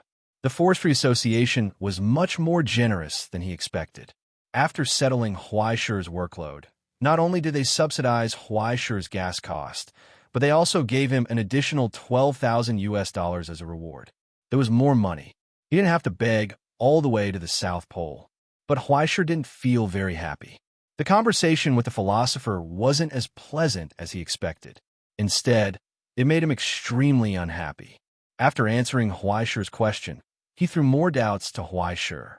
Similarly, he showed his attitude in life without any disguise. He faced Huaisher's refutation so frankly, and he would never change because of Huaisher's displeasure. It was as if there were many friends in the world who had a good conversation with him and had a good relationship with him. There were also people in the world who he couldn't understand but also existed. No matter which side it was one side of the world. No matter which one it was, they were all part of the sublimators. This world is really complicated. Huaisher sighed softly. On the backpack beside him, Crow nodded. "Who said it wasn't? I don't understand a little." "It doesn't matter. Many people don't understand." Crow said lazily, "But you still have a lot of time to figure it out, don't you?" Huaisher nodded gently. Not long after, the sound of a steam whistle woke him up from his contemplation. At the edge of the dock, a steamboat came over with a board. Then, a man wearing a white navy hat popped his head out and waved at Huaisher. "There's no time to explain. Hurry up and get on the boat." As if he had seen him somewhere before, the familiar man waved at him and said with a smile, "There's a long journey waiting for us." "Hello, I'm Huaisher." The young man shook hands with him and looked at his face. He felt that he had seen this face before, but no matter how hard he racked his brain, he couldn't remember where he had seen it before. "How should I address you?" "You can call me Kay." "Ahem, Captain Kate Peterman." The familiar man grinned and patted him on the shoulder. "Sit tight, young man. We're going to Australia soon." The steam whistle sounded. Carrying the only passenger, the steamboat named Mayflower roared into the distance. It was as happy as a wild dog on the sea. A new journey was about to begin. Chapter 447. 2 days later, Huaisher climbed out of the cabin dizzily. He lay on the side of the ship and vomited. He felt like he was going to die. How could there be someone in this world who could drive a broken steamboat so wildly? The guy who called himself Kate Peterman felt like he had seen him somewhere before, but he couldn't remember where. Was it because he had seen too many people who deserved a beating? He felt like something was wrong. Last night, he saw with his own eyes that this guy was eating hot pot, singing, and drinking wine in the captain's room. He was even holding the rudder with one hand and showed him a wave drift and a trench turn at the most dangerous time. The entire ship was almost flying dozens of meters above the waves. Huaisher was so scared that he had nightmares that night. He dreamed that he was sunk into the deep sea with the ship and saw a strange and terrifying city. Finally, Kate Peterman took him and drove the ship head-on into a terrifying and huge figure. After waking up, Huaisher was already in a bad mood. Although the ship was too wild, his personality was too frivolous, too talkative and annoying, and he made people want to beat him up. He was still a good person, right? Huaisher was beginning to feel uncertain about this. Although he didn't know if that guy's driving skills were superb or lousy, at least he let him eat and drink well for the past 2 days. He even talked to him when he was free. He just didn't know why he was always concerned about relationships. How many girlfriends did he have? Did he have children outside? Who was he going to marry? Had he ever considered bigamy? He made it sound like he was a scumbag who went around cheating for sex. He always made up all kinds of nonsense in his mind. Recalling the 17 years of his life where he had a blank history of relationships, Huaisher felt that there was something wrong with the style of this world. In the past, he couldn't even solve the problem of eating. He was always thinking about where to get the money for his next meal. How could he have time to think about this? After becoming an Ascended One, he became even more Buddhist. Every day, he only trained his body, practiced his zither skills, and thought of ways to hide money under the eyes of the crow. He didn't care much about women. If he had the time to think about this, he might as well worry about his career path. Originally, he had planned to slack off in the astronomical society and be a salary thief. Occasionally, he would act as a tool. When he had enough money, he would use his current level 9 copywriting skills to write a flawless resignation letter. From then on, he would be content to be a salted fish. How did he unknowingly become an S-class player and a future gold medal fighter? The things that young people worry about nowadays are really interesting. After understanding Huaisher's confusion, Captain Kate rubbed his chin as his eyes lit up with enthusiasm. If you ask me, why don't you become an archaeologist? Huaisher was puzzled. Although there didn't seem to be anything wrong with this answer, there was a subtle sense of malice in it. You see, isn't it romantic to unearth the dark history that drives people crazy in the wilderness and fight against the enormous shadow between the stars? Captain Kate held a bottle of hard liquor in one hand, and with the other, he skillfully steered the ship, drifting and jumping on the waves. Even as the world spun around him, he still had the time to talk to Huaisher about some unknown drunken things. If you can't be an archaeologist, you could be a folklorist. How about a detective? He excitedly encouraged religious people, artists, writers, astronomers. For some reason, it was clearly a very common and high-end job, but he always felt that every job in the captain's mouth seemed to be very easy to die. If you ask me, it's too early for you to worry about these things. It's too early, Huaisher.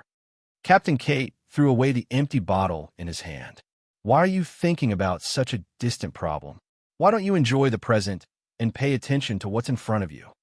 F***CK, F***CK, F***CK. Huaisher's face turned green. He subconsciously hugged the pillar next to him. Then you better watch the front. Under the dark clouds, there was a huge wave of 70 to 80 meters in front of their bow. In the midst of the loud noise, it was like a collapsed skyscraper crashing toward them. That's why young people are so ignorant. It's just a small battle. What are you afraid of? Kate Peterman whistled drunkenly. Isn't the sidewalk very wide? Drive there. You better find me a sidewalk in the middle of the F***King Sea. Huaisher's vision turned black. Then, the entire steamship was instantly swallowed by the 10,000 tons of sea. Amidst the roaring and violent shaking, the captain sang the ship's song in a sonorous voice. He drove this steamship that did not look scientific at all and broke through the waves. He galloped between the huge waves and rushed into the deepest part of the storm. In the thunder and lightning, the stormy waves swept over. When Huaisher came back to his senses, he didn't know how much time had passed. He felt like he was thrown into a washing machine, spinning crazily until he vomited out the last bit of water. After turning into a broken towel, he fainted.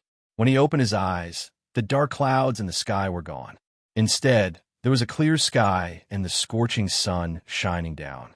On the recliner, the captain, who was sunbathing with sunglasses, looked up at him. "You're awake?" He whistled and pointed to the coastline in the distance. "We're about to reach Australia." Huaisher took a long time to understand what he meant. "We're here?" He looked at the outline of Australia in disbelief. He was confused. "That's it. Then what do you want?" To take a thrilling trip to our Ela with a newcomer card? The captain lowered his head in shock and looked at him. It's not too late to turn back now. If you want to die, I don't mind tearing 2 more cards. God knows what he's talking about. Huaishur took out his mobile phone and directly connected to the GPS of the Astronomical Society to check his location. After repeatedly checking many times, he still couldn't believe it. I'm really in Australia? This doesn't make sense. Huaishur turned back and stared at the crow on his backpack. This ship didn't explode? Then do you want me to arrange it for you? The crow sighed. You're not happy if the ship explodes, and you're not happy if the ship doesn't explode. Idiot, you've been hard to please recently. Huaishur rolled his eyes. Who was the one who caused all of this? Well, it's time to say goodbye. The captain whistled and showed a smile that was asking for a beating. He rolled 2 dice in his hand. How about I give you some benefits? What kind of benefits? Huaishur subconsciously raised her guard. Dang, dang, dang. The young captain, like magic, pushed out a small cart and pointed to a dazzling array of goods. The Mayflower Limited Supply event has begun. All goods are at a 40% discount. 40% discount. You won't lose out or be cheated. How about a little? Huaishur habitually rolled his eyes at this inexplicable development. When he saw the price tag on the cart, his eyes almost rolled to the back of his eyeballs. What the hell? Huaishur pointed to the bucket of water above. You're selling me 80 cents for a liter of mineral water? US dollars? This is still a 40% discount? Do I look like a sucker? Also, this compressed biscuit looks like it's about to expire, right? Where did you get the confidence to sell it for 41 packs? You don't have to buy it. The captain showed a strange smile. But be careful, young man. After this village, there won't be this shop. Huaishur, would rather die of thirst today and jump down from here than buy a bottle of water from you. Huaishur clutched his wallet tightly, guarding against this guy who intended to feed him noodles or noodles. Anyway, the coastline was already in sight. At worst, he would jump down and swim over. You want my money? Dream on. But to his surprise, the captain only looked at him with pity and put the cart away. Not long after, a foul smell gradually emerged from the sea. As the coastline got closer and closer, the pungent smell in the air became thicker. After passing through the layer of brown, sticky oil and a lot of foam on the surface of the shallow sea, the steamboat docked at the small dock on the shore in the pungent haze. The factory in the distance revealed a sharp and tall silhouette under the gray sky. Thick smoke constantly rose from the huge chimney, like a black pillar, holding up the heavy clouds that were constantly pressing down. The gradually barren plains outside the city could be vaguely seen, as well as the huge desert at the end of the line of sight. Huaishur could not help but hold his breath. It was too pungent. However, the captain took out a small trumpet out of nowhere and blew it joyfully, sending his only passenger ashore. Welcome to the only town in southern Australia, Darwin. He applauded excitedly and pointed to the dock beside the boat. Quickly embark on a new journey, young man. The dangerous life of survival of the fittest is about to begin. Huaishur looked back at him. He was skeptical and felt that the captain was ready to see him make a fool of himself. But until he stepped off the boat, no one suddenly jumped out to pull out a rifle and shoot at him. Maintaining caution and vigilance, Huaishur first walked into the only convenience store outside the dock. 3 minutes later, he rushed back as if he was chased by a wild dog. He grabbed the anchor of the Mayflower steamboat that was about to pull off the shore. Good brother, wait a minute. He rushed up and hugged the captain's thigh humbly. Is there any more compensation benefits? I'll buy it. I'll buy it. I smell good, okay? So, the captain showed a helpless smile. Then, he reached out and took off the limited-time discount sign on the card. It's not a problem if you want to buy it. He grinned and smiled happily. I'm sorry, but the limited-time discount ended 3 minutes ago. Now it's full payment. Okay? Resisting the urge to cry and the sharp pain in his heart, Huaishur took out his wallet and trembled as he took out the US dollars he had painstakingly saved. Okay. He squeezed out a voice from between his teeth. I want all of it. Chapter 448. As everyone knew, Australia was a godforsaken place. More than 100 years had passed, but the wounds left by that war were still deeply imprinted on this land. As the violent struggle between Egypt and America came to an end, Australia, which could have been called the seventh continent, had been completely turned into a pile of ruins. It was a scene of devastation. This was the result of the countless conflicts accumulated during the age of exploration. Several nuclear explosions with a yield of 80 to 90 million tons turned more than half of the land into a permanent no-man's land.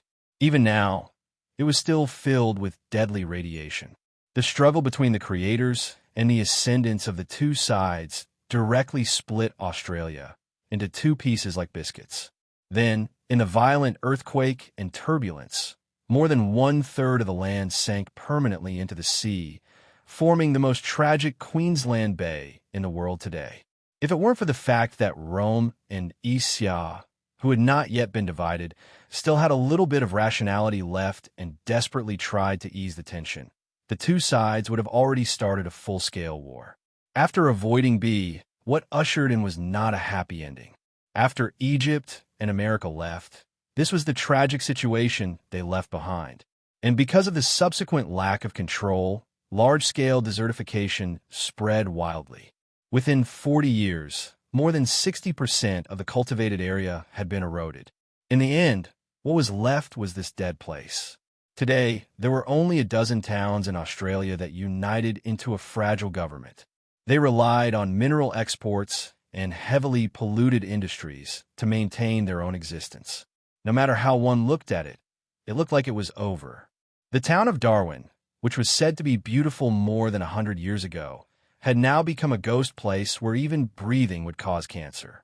Most of the streets in the dilapidated town were empty. Outsiders were rare, and even locals were rare. The streets were covered with coal, ash, and dust. In the pungent fog that seemed to linger here forever, every pedestrian looked hurried. They wore masks on their faces, and some even wore helmets or gas masks. Looking at the hardcore way of life here, it was not unreasonable for the heavy metal music festival to be dominated by Australians for a long time. Under the influence of such an atmosphere, even the prices of the items in the retail stores became exceptionally hard. A bucket of mineral water that was 2 years past its shelf life cost more than $90, and instant noodles that were covered in dust started at $50. The only thing that was cheap and good was the homemade liquor that would make one feel blind after drinking it. Everything in the city was dominated by a few large companies. Whether it was water supply, food, or production, everything was divided up. Now, almost all the people in the city were employees of those big companies. Although their salaries were meager, they could at least rely on internal channels to buy basic water, food, and even other supplies. The only retail store on the street was the one at the docks that only stocked up once a year. After staying in this city for only 10 minutes, Huaishur felt a pain in his lungs, as well as a deep sense of resistance. Even a mountain ghost's sacred mark became sluggish in this harsh environment. If he stayed in this place for too long, forget about getting promoted, Huaishur suspected that he might even drop back to Tier 1. Therefore, the first thing he did when he got ashore was to buy a map from a convenience store after being stabbed. He had to figure out where he was first. Next, he had to figure out how to get out of here. After running through all the transportation hubs in Darwin Town, he felt unwell. The bus stops were practically non-existent, only leading to the various factories. As for the train station, there were basically only trucks coming and going. Moreover, they were all or from the surrounding areas. There were no trains going to the other side of Australia. There was a huge desert in between and several areas with heavy radiation. He could not even lay a foundation, let alone a railway. The next ship from Canberra to transport or would arrive 27 days later. After hearing about Huaishur's situation, the ticket seller could only shrug helplessly. After coughing for a long time, he suggested that Huaishur go to the neighboring town to think of a solution. It was quite convenient to go there. There would be a long-distance bus in 5 days. After hearing that, Huaishur felt unwell. Was he really living in modern times? Or had he accidentally transmigrated to several hundred years ago? Why was it so difficult to just go on a trip? After checking into a room in the only rundown hotel in the town, Huaisha refused all the services that the fat female boss offered. After closing the door, he drank some mineral water and ate 2 packs of hardtack. Then he found that his nose was so dry that it hurt. After pinching it twice, blood flowed out from his nose. After awkwardly washing his nose with the smelly tap water, Huaisha raised his head and leaned against the creaking chair. He felt that he was going to die. If he continued to stay in this damned place, he feared that he would get pneumoconiosis before reaching Canberra. Are you an idiot? Crow could not stand it anymore and rolled his eyes. Can't you just hire a car? It'd be weird if I could hire one, Huaisha sighed. If you can't hire one, then rob one. Crow's voice trembled. Are you still an ascendant? Why is an ascendant so shameful in your mouth? Are you unable to adapt to the primitive environment after staying in a country ruled by law for too long? Crow stared at the unrighteous guy. This is Australia. 10 steps out of the town is completely lawless Australia. If you commit murder and arson, as long as you're not caught, you can continue to get away with it. It's a paradise for all fugitives. Don't you think it's a bit too much to expect that buying a ticket here can take you across? Do you really plan to rely on the 11? She suddenly stopped mid-sentence. Huaisha raised his head and looked at her in confusion. Rely on what? Crow looked at him for a long time, then suddenly revealed a smile that made Huaisha uneasy. Yes, since trains and cars don't operate, why don't you ask the magical 11 route? What? Huaisha was stunned. He did not even feel his nose bleed again. 11 route? Are you serious? Why not? Crow excitedly flapped his wings. Don't you think this is very suitable? You're a sublimer, an ascendant. I've never heard of a mountain ghost being afraid of radiation. Why don't you use your own legs to think of a way? When the time comes, you could do a live broadcast. Maybe you can gain more popularity. I've even thought of a title for you. Martial Arts Master Live Broadcast Brave the No Man's Wilderness. How about it? What the hell is a martial arts master live broadcast brave the no man's wilderness? Huaisha pointed at himself blankly. Do you think any of these words have anything to do with me? Why can't I endure it? Crow asked back. Don't forget, you're the founder of the Orchard Fitness School. What's wrong with being called a martial arts master? Don't let down the spirit of the school. Orchard Fitness School, my ass. Huaisha rolled his eyes. He had not even paid his tuition fees yet. He had to rely on the experience class to graduate.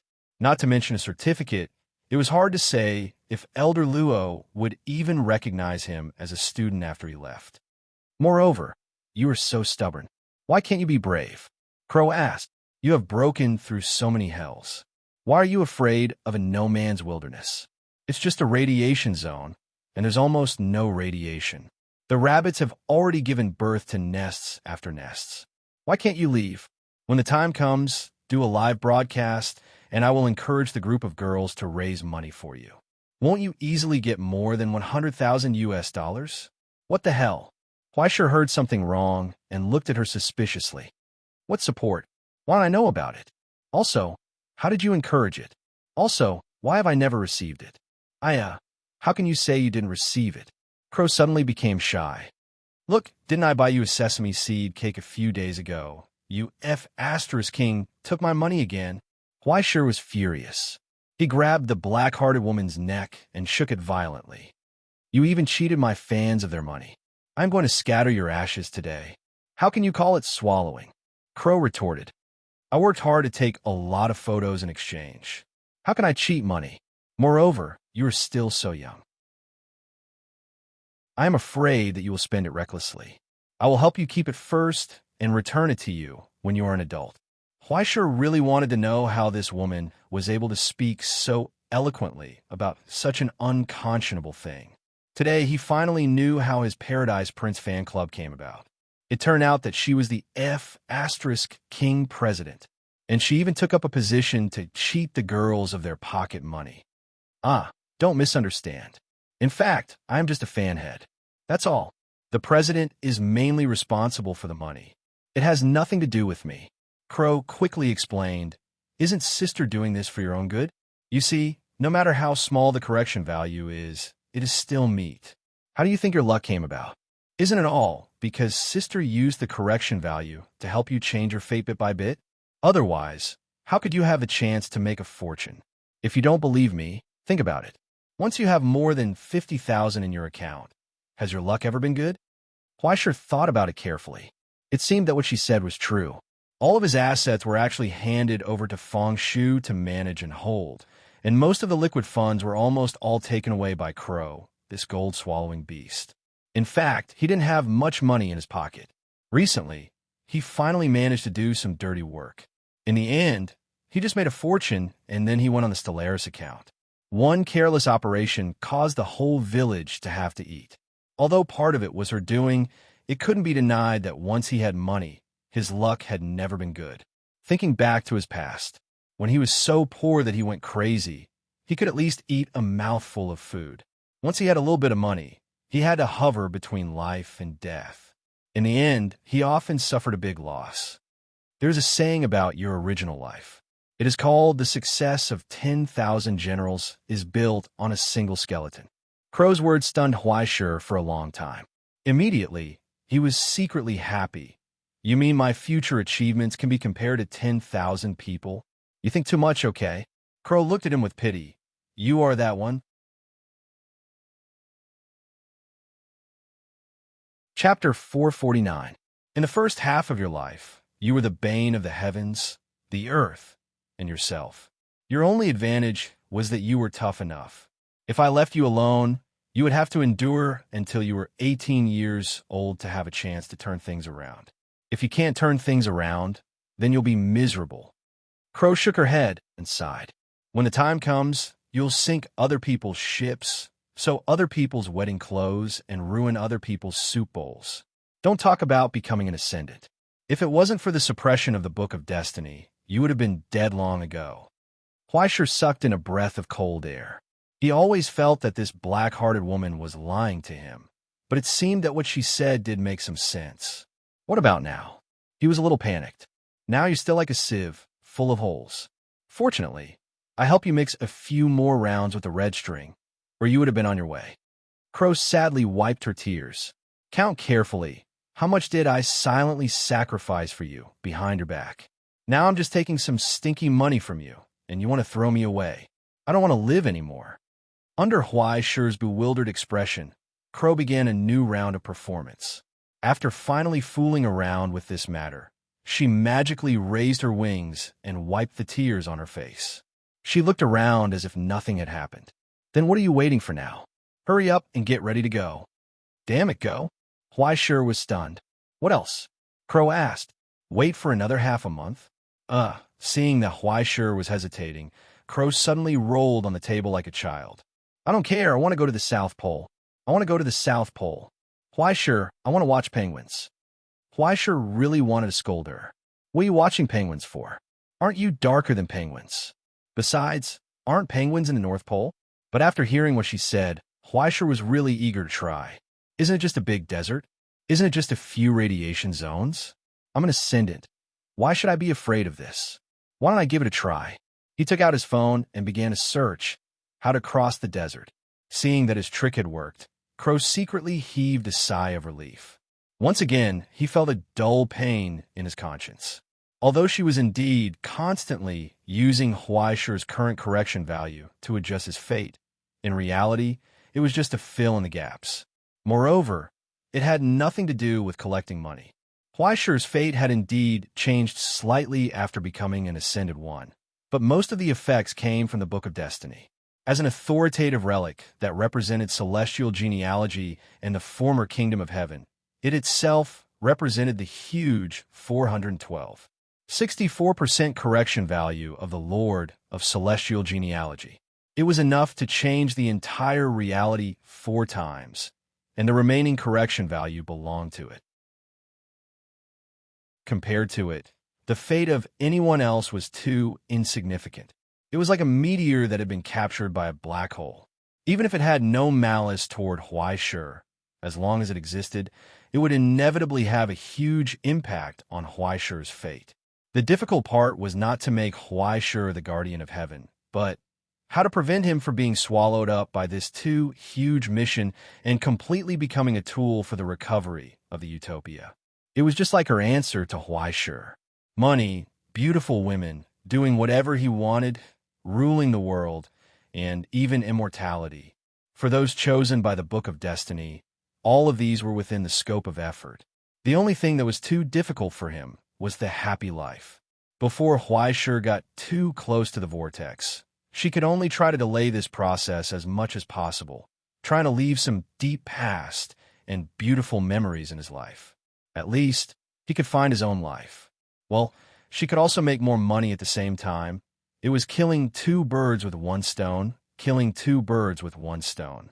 Win, win, win. However, the speed of advancement had to be sped up. Once again, she calculated the time in her heart and breathed a sigh of relief. There was still some buffer time. Among all the paths of celestial genealogy, only the path of Heaven's Inquisition was the most suitable choice for Huaishur. It had a unique destiny that even the Book of Destiny could not interfere with. The faster Huaishur advanced, the more room for her to operate, the higher the possibility of reaching a balance between the two. So, should she cheat more money next time? Half an hour later, almost the whole world knew that Huaishur had gone to Australia. I'm in Australia. I just got off the steamboat and crossed the desert for the first time. Is there anything I need to pay attention to? Waiting online. It's quite urgent. General Xiaoxian gave him a like on his WeChat moments for help. It's not very difficult. Senior sister left a message. Just bring a shovel. Also, remember to bring more sunscreen, or your skin will turn dark. The corners of Huaishur's eyes twitched. It was like a newbie who saw the European king and the Liver King standing in the water. They were only submerged up to their ankles. There was really no reference value. Then, Yu Dongri shared a link. The old man's last words before his death. The top 10 dangers of the radiation zone that you don't know about. Everyone who has seen it has forwarded it. After Huaishur opened the link, he could only see 2 words between the lines: hair loss. He sneered and replied with a selfie of his long hair that reached his waist. The mountain ghost wanted to lose its hair? That was more difficult than Mystic Bird not being able to draw SSR from a mobile game. Foo, he left a message. You went to Australia? Help me bring back a boomerang. It's best if it's the kind that has been consecrated after killing a kangaroo. By the way, what should I do if the dog grinds its teeth? And not on my dad's pistol and pooped a bunch of bullets just now? Well, Huaishur could already see the scene of old Foo's incompetent rage. He thought for a long time and seriously suggested, maybe it's iron deficiency. This symptom is very serious. Ask your dad to bring 2 AKs back at night to nourish it.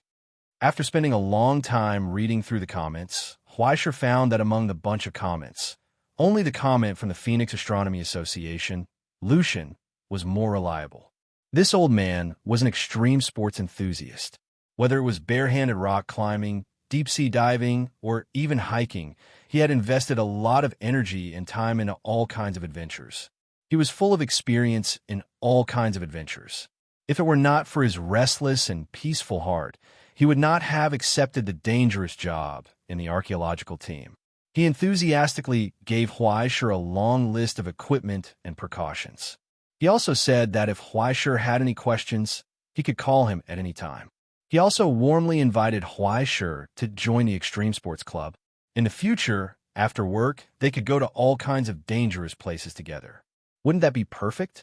Huaishur glanced at the homepage of the Kindred Spirit Association. She only saw an average of 40% disability rate every year. He wanted to challenge himself, but he was not crazy to that extent. He quickly declined. After getting the equipment list, Huaishur compared it with the things in his saddlebag. He found that whether it was tents or various tools, they were basically all in his inventory. The only difference was that the brands were different, but the difference was not big. The most important thing was that the food and water reserves were comprehensive. As for the rest of the items, Huaishur planned to buy some locally to see if she could make up for it. While he was looking around in the afternoon, he realized that these things were not as scarce as he had imagined. It was just that the people who sold these things were often not decent people. Everyone seemed to have gotten used to this kind of strange traveler. Some people even hinted at Hawaii, sure, several times. Although they did not know what he did and wanted to run away, should they recommend a good place for him? There's a big boss who is short of people recently. If you want, you can call this number. Food and transportation are provided. Huaishir was dumbfounded when she heard this. Anyway, basically no one believed that Huaishir really intended to cross Australia. Only the middle-aged woman who sold simple water filters smoked a cigarette. After listening, she looked at him strangely for a long time. Another one who wants to die? Huaishir was puzzled. The middle-aged woman shook her head and put out the cigarette. She took something out of the cabinet and threw it on the table. You're the second one who wants to go into the desert this week. For $100, no bargaining. There's someone else? Huaishir was in disbelief. It was like trying to be a superhero, but after becoming famous, he was called the Calabash Brothers because there were 6 other people who were as good as him. Why not? The middle-aged woman asked indifferently. There are more than a dozen people like you who want to die in Darwin every year. It's just that there are more of them recently. Huaishir was suddenly curious. Is there anyone who succeeded? How would I know? The middle-aged woman asked. Even if you succeeded, would you come back and tell me? He had to admit that she made a lot of sense. And she was very good at swindling money. After selling the portable water filters, she took advantage of Huaishir on the gas masks and charged him at least twice the amount. But at the very least, he had finished preparing the equipment. After counting the various reserves in his saddlebag again, Huaishir began to plan the route of his journey against the map. Then, he suddenly had an idea. Say, if I can restore Australia's ecological environment, how much correction value would it be? If you can succeed, you'll immediately have a correction value of 20%, and according to subsequent development, you'll continue to reap more than 4% every year. In the end, it should be about 61%. At that time, you'll be the savior of Australia, the living bodhisattva that hundreds of millions of immigrants are grateful to every day. After Crow finished speaking, he added, "But I'm responsible to tell you that you're dreaming." People are not allowed to have dreams. Although it's a good thing to have dreams, it's best not to have such dreams. Crow shook his head and showed a strange smile. Not just you, even if the current Emperor Qing, the god of agriculture, and the growing sky of Shambhala came, they would also be numb. You don't think that Australia's current state is naturally formed, do you? Looking at Huaishir's stunned expression, she said meaningfully, "That's right. Australia's water, is deep." Just like this, after extinguishing the unrealistic delusion, he had another day of rest. On the evening of the second day, Huaishir stepped into the yellow light of the setting sun and walked into the deep wilderness and desert. He was just one step away from not receiving the emergency weather notice from the Astronomy Society.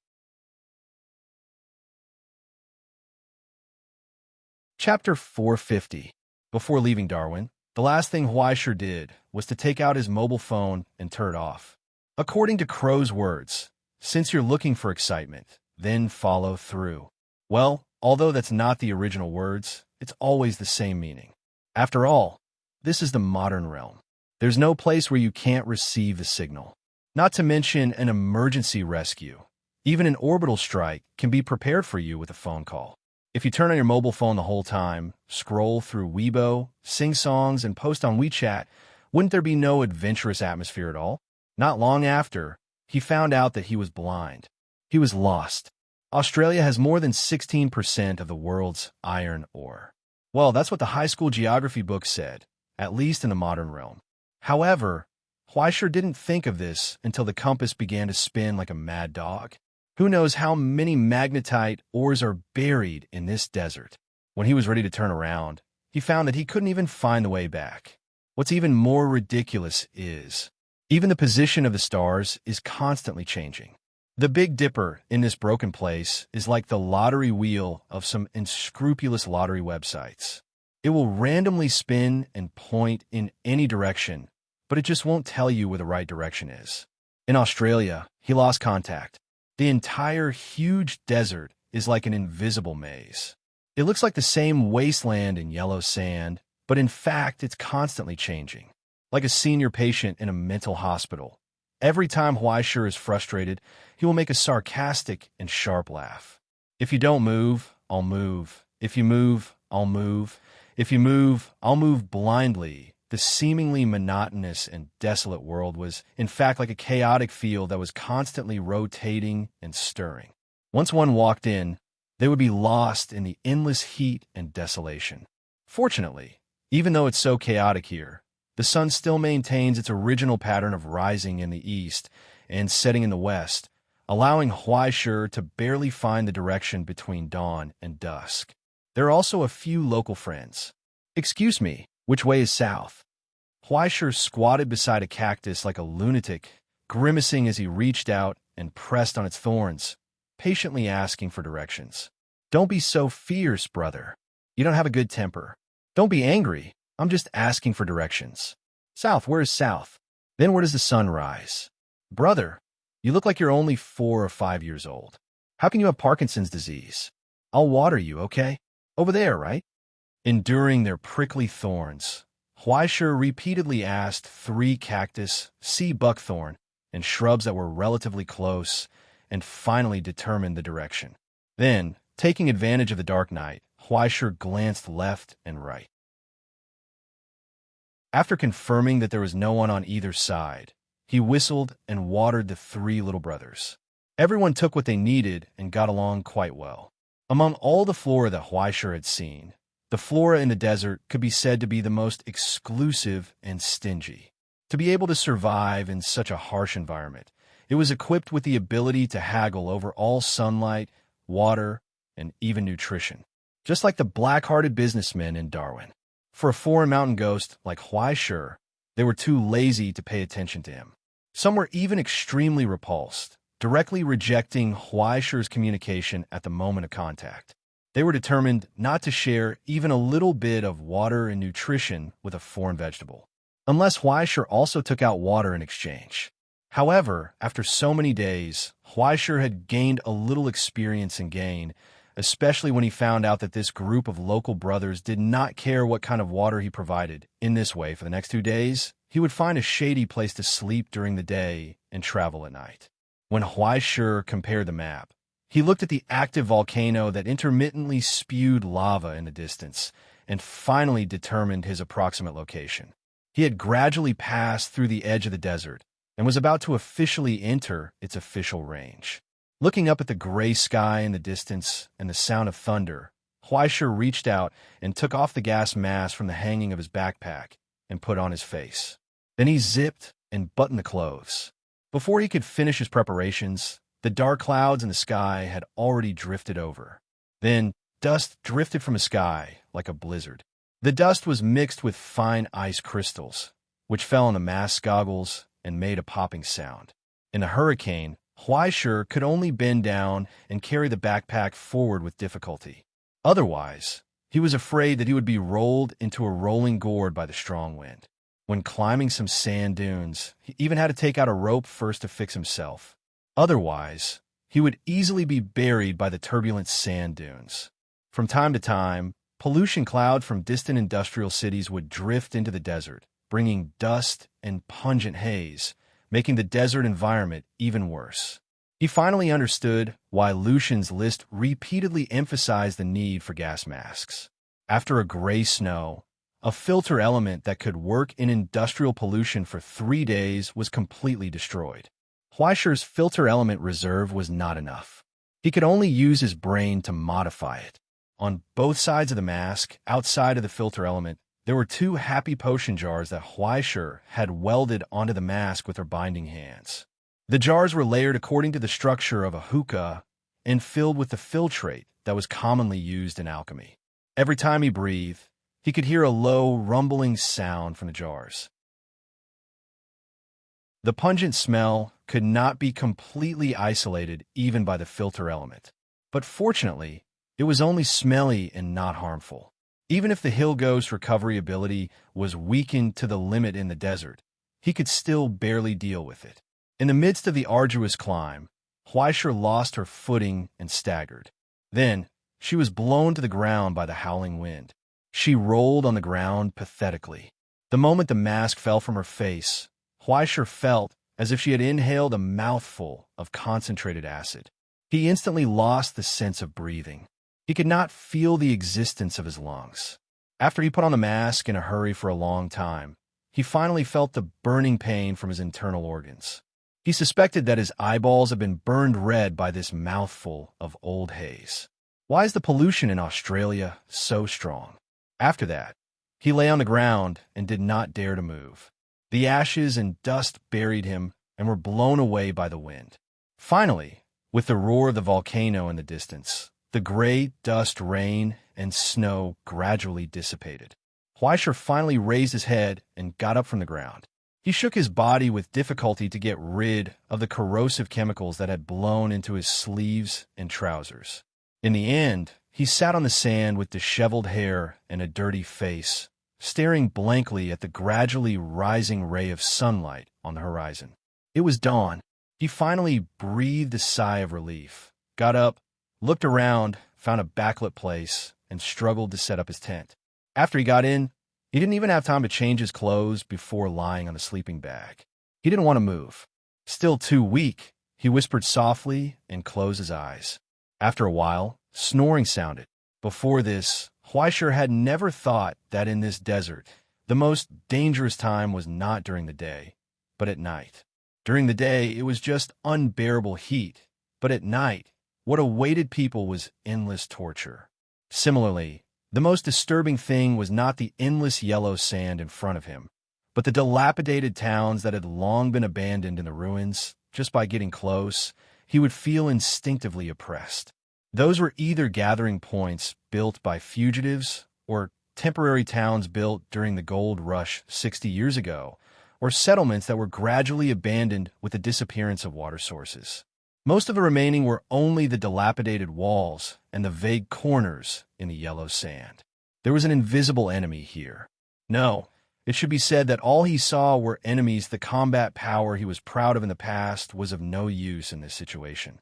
After stripping himself of the illusion that he was omnipotent, the young man who remained was no different from an ordinary person in front of the malice of the entire world. If it weren't for Crow and Beelzebub occasionally chatting with him, he might have already thought of a way to go home. Traveling was an extremely difficult thing, and it was often asking for trouble. Now, he finally had some understanding of this matter. He also fully understood how insignificant he was. But he felt that he was looking forward to the next journey more and more. It was as if he had secretly posted a pornographic picture when the group leader wasn't paying attention and had not been kicked out. He had braved the wind and snow to grow his own branches in this barren desert. It was so interesting to seek death, especially in this kind of adversity that he had never experienced before. He felt that he must be sick. But shouldn't the so-called essence of traveling be like this? There had to be some kind of challenge. After sleeping for a long time, Huaisher got up again and looked at the setting sun in the distance and stretched. On the small gas stove next to him, the water in the can and the compressed biscuits inside were churning together. It was almost ready to eat after they were cooked into a paste. The taste was very unpleasant, but at least it was filling.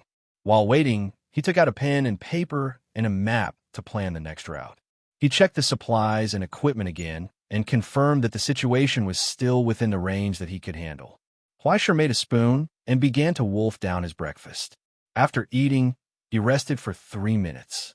He packed his things and was ready to go. A new day, a new setback began just like that. In the following difficult time, Huaisher actually found that there was at least a little advantage in this place. That was, he didn't have to think anymore. In the beginning, his mind would be in a mess, including what to eat for dinner, what the future would be like, his future life, his future career direction, and even how to find a girlfriend. These were all things that a 17-year-old boy would think about when he couldn't sleep. But as he went deeper and deeper, he became more and more tired and sleepy. Those messy thoughts quickly faded away like the sea at low tide. In the end, only the most simple instinct was left. He took a step with his left foot, then with his right foot. He wanted to keep moving forward. Other than that, everything else that didn't matter didn't exist in this long hiking trip.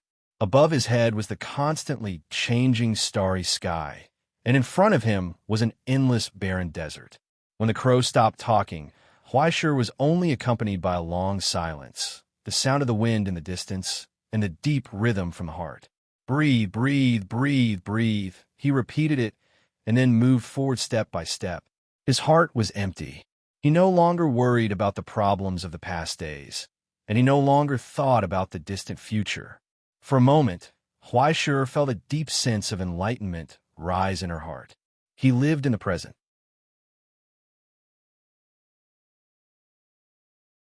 Chapter 451. It was as if having too many lice was no longer an itch. Huaishir found that when you had to face too many problems, people would become strangely calm. Recently, he was immersed in confusion and uneasiness about the future. But when he was thrown into the wilderness, he suddenly realized his impulsive state of mind. Not only was it the growing confidence, but also the gradually accumulated anxiety along the way. Today's difficult journey was like a slap to Huaishir's face. The slap was loud and clear, using a beating from outside society to wake him up from his meaningless contemplation. Idiot, don't waste so much time. Think of something you can solve. No matter how complicated and dark the past was, no matter how far away the future was, no matter how difficult it was to choose, there was no doubt that these were all things that were worthy of serious consideration. But the most important thing was the present. The harsh reality forced Huaishir back onto the ground. He was forced to use his own legs to trudge forward like the others, regaining the sense of reality that he once had. Huaishir felt happy and fulfilled because of this. Experiencing his own powerlessness and limits did not make him depressed. Instead, it made him happier. As time passed, after the difficult early stage, Huaishir gradually became familiar with this overgrown world. The pollution clouds from the edge of Australia had disappeared without anyone noticing. But new troubles gradually emerged. Water source. On the sixth night, Huaishir woke up and checked her reserves as usual. She suddenly realized that she had already consumed a third of her water supply. He had not even traveled 1/5 of the way. There was not enough water. He repeatedly calculated 3 times and repeatedly reduced his daily water quota. Even after reducing it to just enough to survive, there was still a huge gap. Huaishir tapped his pencil on the book in his hand and fell into distressed thoughts. In fact, no matter how much he reduced his intake, it was still not the solution. There were only 3 choices in front of him. The first was to immediately turn back. Taking into account the risks and the possibility of getting lost on the road, the remaining 2/3 of water was enough to support him back to Darwin for another round of supplies. Fortunately, he had enough money. At most, he could find a bad guy near the town and enforce the law. Then he would have everything. Maybe he could even get a car. Second, from now on, he would change his direction and head east. If he controlled his intake, he would be able to reach Queensland Bay before he ran out of water. At that time, they would be able to easily replenish their water supply. But the biggest problem was that the Queensland Gulf was still a radiation zone, and it was also under the surveillance of the Astronomical Society. After more than 100 years, the radiation there still hadn't returned to a safe range, but it was more or less within the tolerance range of the mountain ghosts. However, Huaishir did not know if he could maintain his current physical strength and energy after consuming the water and food in the radiation zone. Was it possible for him to cross the desert in front of him and reach Canberra? He had to take a gamble. If the first option was the safest and the second option could be considered a small gamble for fun, then the third option would be a big gamble that would harm a body. That was being headstrong and rash. He would gamble that he could find a new water source in the ruins of the former city. If the gamble succeeded, he would smoothly reach Canberra and have a big meal. If the gamble failed, he could only sit on the bench of the Astronomical Society's emergency rescue team and eat cold food. This was not a matter of life and death. After all, the efficiency of the Astronomical Society was there, but it would be too embarrassing. Overestimating himself and wanting to challenge nature, and then having to wait for the good brothers to come and save him. It would be more ridiculous than an amateur traveler who went blind and got into trouble. There were 3 options. Huaishir was in a dilemma. The first was the safest, the second was the most stable, and the third was the fastest. But was there no way that was safe, stable, and fast? Crow looked at how Ren's naive look and finally could not stand it anymore. He could not help but sigh. Can you be a little more self-aware? You are a mountain ghost after all. Huaishir was at a loss. Did you accumulate so many plant life in your body for nothing? Crow rolled his eyes. Did you see the structure of so many ecospheres along the way for nothing? In theory, as long as there is a place where you can take root, you will not die of thirst or hunger. Why are you so embarrassing? Huaishir was stunned. Can it be like this? Why not? Crow asked. Ghosts can be specially turned into earthbound spirits, red ghosts, and headless ghosts. Why can't mountain ghosts adjust their own species? Feeling Crow's the whole family is disappointed in you. Look, Huaishir closed his eyes suspiciously. He tried to turn himself into a vegetable. All right, he was already in a vegetative state to begin with.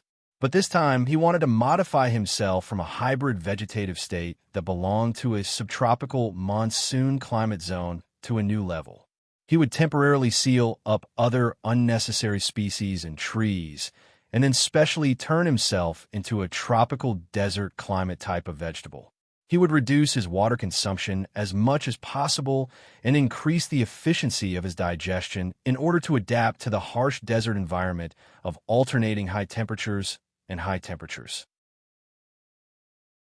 His main species were the Crassulaceae, the Cactaceae, the Asparagaceae, the Liliaceae, and so on. Huaishir's origin substance fluctuations rapidly decreased at a rate visible to the naked eye, as if he were diving into the water. He had never stored up any plants related to the abyss in the first place.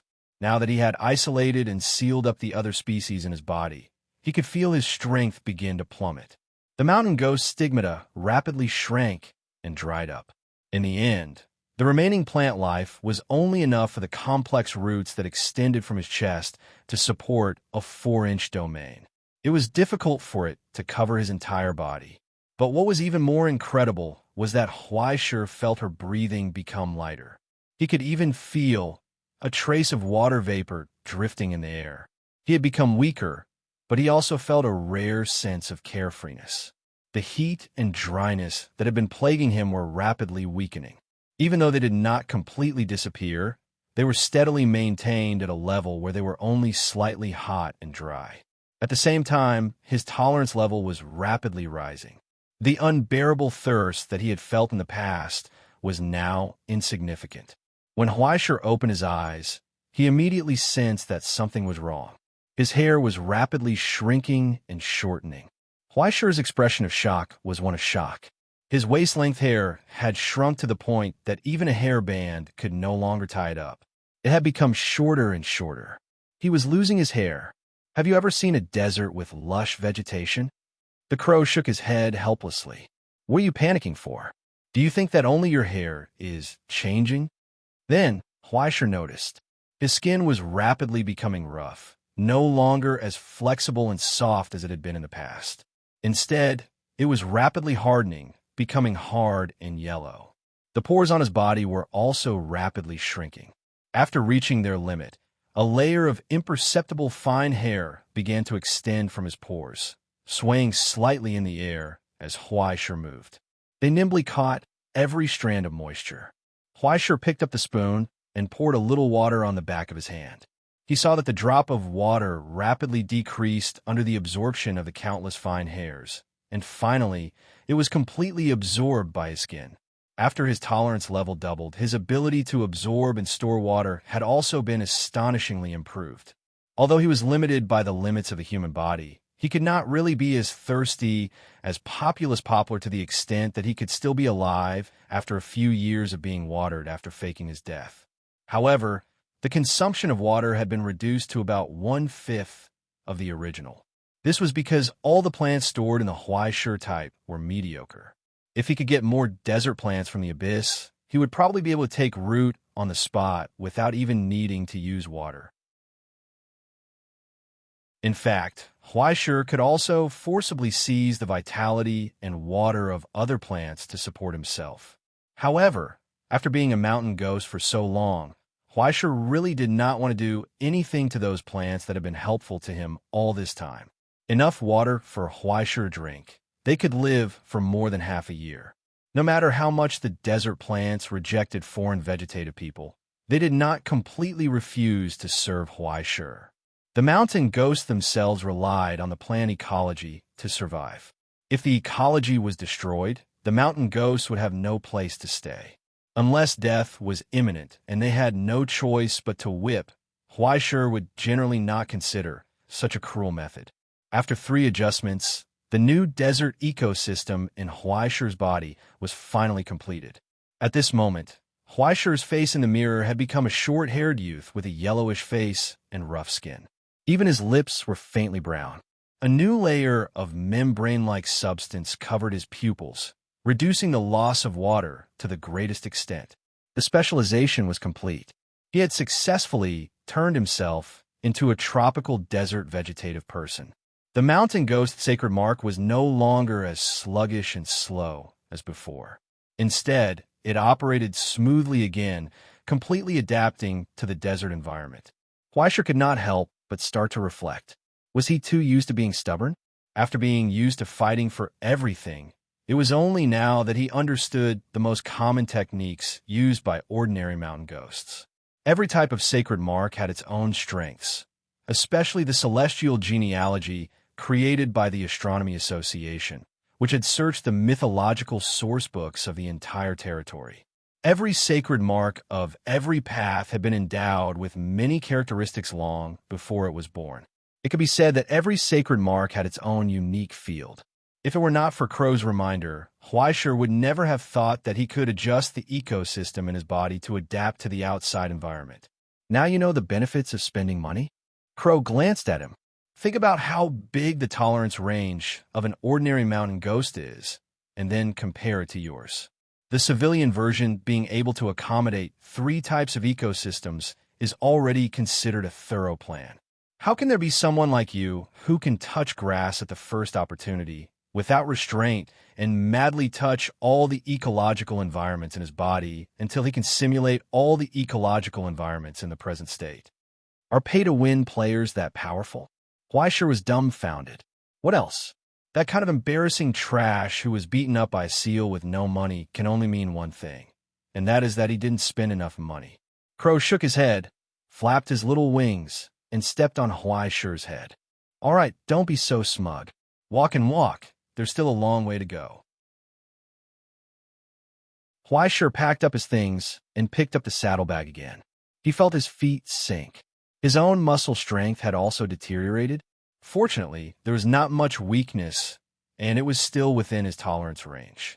As dusk gradually rose, Huaishir once again embarked on his journey. For some reason, when he turned his head, he could always hear a faint sound echoing at the end of the sky.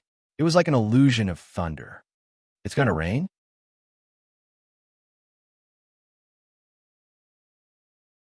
Chapter 452. 2 days later, Huaishir heard the sound of thunder again. This time, after 2 days, the distant roar was getting closer and closer, and it was already lingering in his ears. But when Huaishir looked up, he couldn't see the clouds. Strictly speaking, he saw clouds, but he felt that something was wrong. The layer of dark clouds seemed to be a layer of Photoshop software that had been adjusted to transparency. It flashed in the sky and then disappeared quickly. It was a reflection from the mirage. These days, as Huaishir went deeper and deeper, such strange phenomena became more and more frequent. In addition to illusions, there were also phenomena that interfered with reality. During the day yesterday, Huaishir was awakened from his dream by the sound of an engine. When he opened his eyes and climbed out of the tent, he saw a highway in front of him. It extended from the end of the hot desert to the looming city in the distance. One car after another sped away. But soon, as if sensing Huaishir's spying, the highway quickly disappeared again. Along with the city in the distance, only a broken off-road vehicle was left on an abandoned broken road. It had been mostly buried by sand, and before Huaishir went to sleep, it was completely empty. There was nothing there. What the hell is this? Huaishir scratched his head and looked at the thundercloud illusion that flashed and disappeared in the sky again. He couldn't understand what was going on. This was clearly the Discovery realm.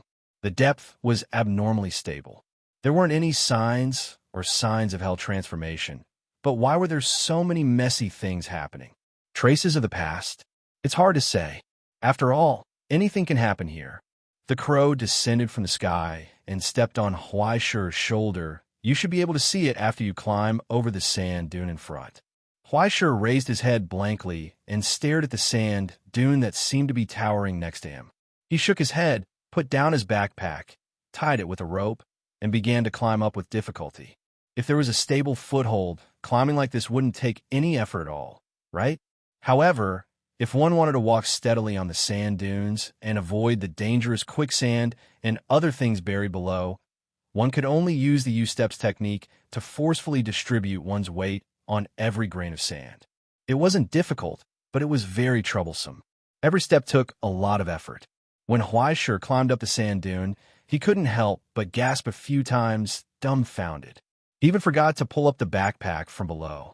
In front of him, where the illusion of the city had been a few days ago, he finally saw the ruins that had been left behind.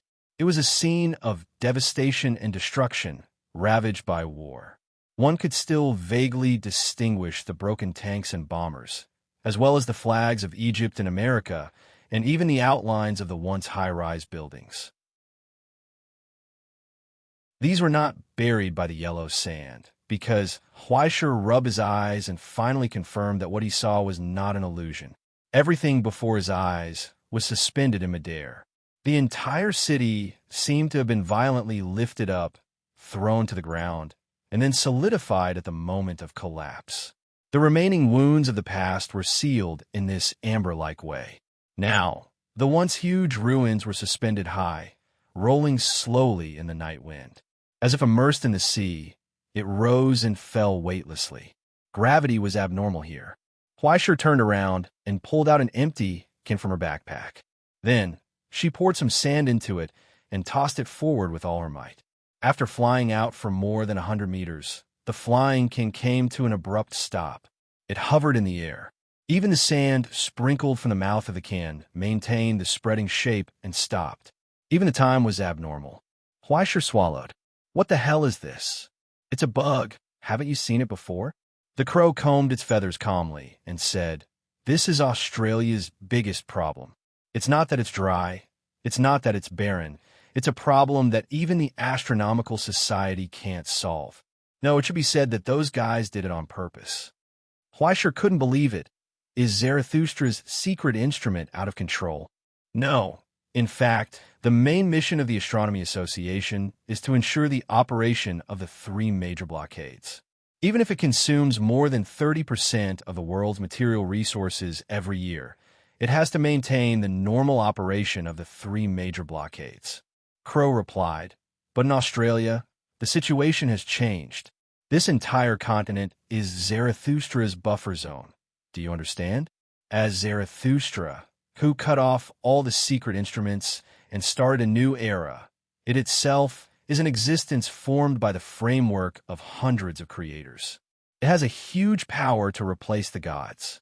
In it, it imitates the process of creation and constructs 5 layers of domains. In addition to the realm of eternity in the core that preserves the axis of the world, there are also 4 layers named activity, formation, creation, and outflow according to the definition in alchemy.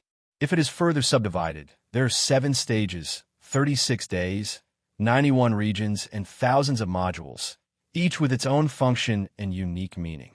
The laws and data that are derived from it at every moment are even more uncountable. Such a huge system and such a complex existence, it is absolutely impossible for its interior to be absolutely flawless. There are bound to be some parts that are difficult to deal with. Those loopholes, bugs, and endless loops, once accumulated too much, will cause Zarathustra's secret instrument to overflow and then lead to a fatal gap, just like a computer. Crow suddenly asked, "If the sea plate is full, what do we do? Heavy armor?"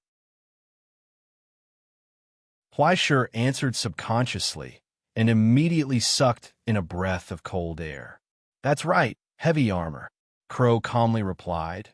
"Isolate the realm, create a partition to preserve important information, and then completely sink the realm into the abyss and then build a new realm on top of it. Most people may not even have any experience, but in the blink of an eye, an old hen will turn into a duck and the world will be brand new. This is the plan to destroy the world that has been circulating inside the Astronomy Association, why sure. Every few hundred years, there will always be one or two like this. She chuckled softly and didn't say anything else. Then, Australia? Australia is a buffer zone prepared in advance to avoid frequent reloading of the secret instrument. Originally, after being beaten into a no-man's land by Egypt and America, they probably felt that there was no one left anyway, so they might as well make use of the trash. Of course, in addition, they also serve the fate of being used as consumables when necessary, but these have nothing to do with you. After all, this is the realm.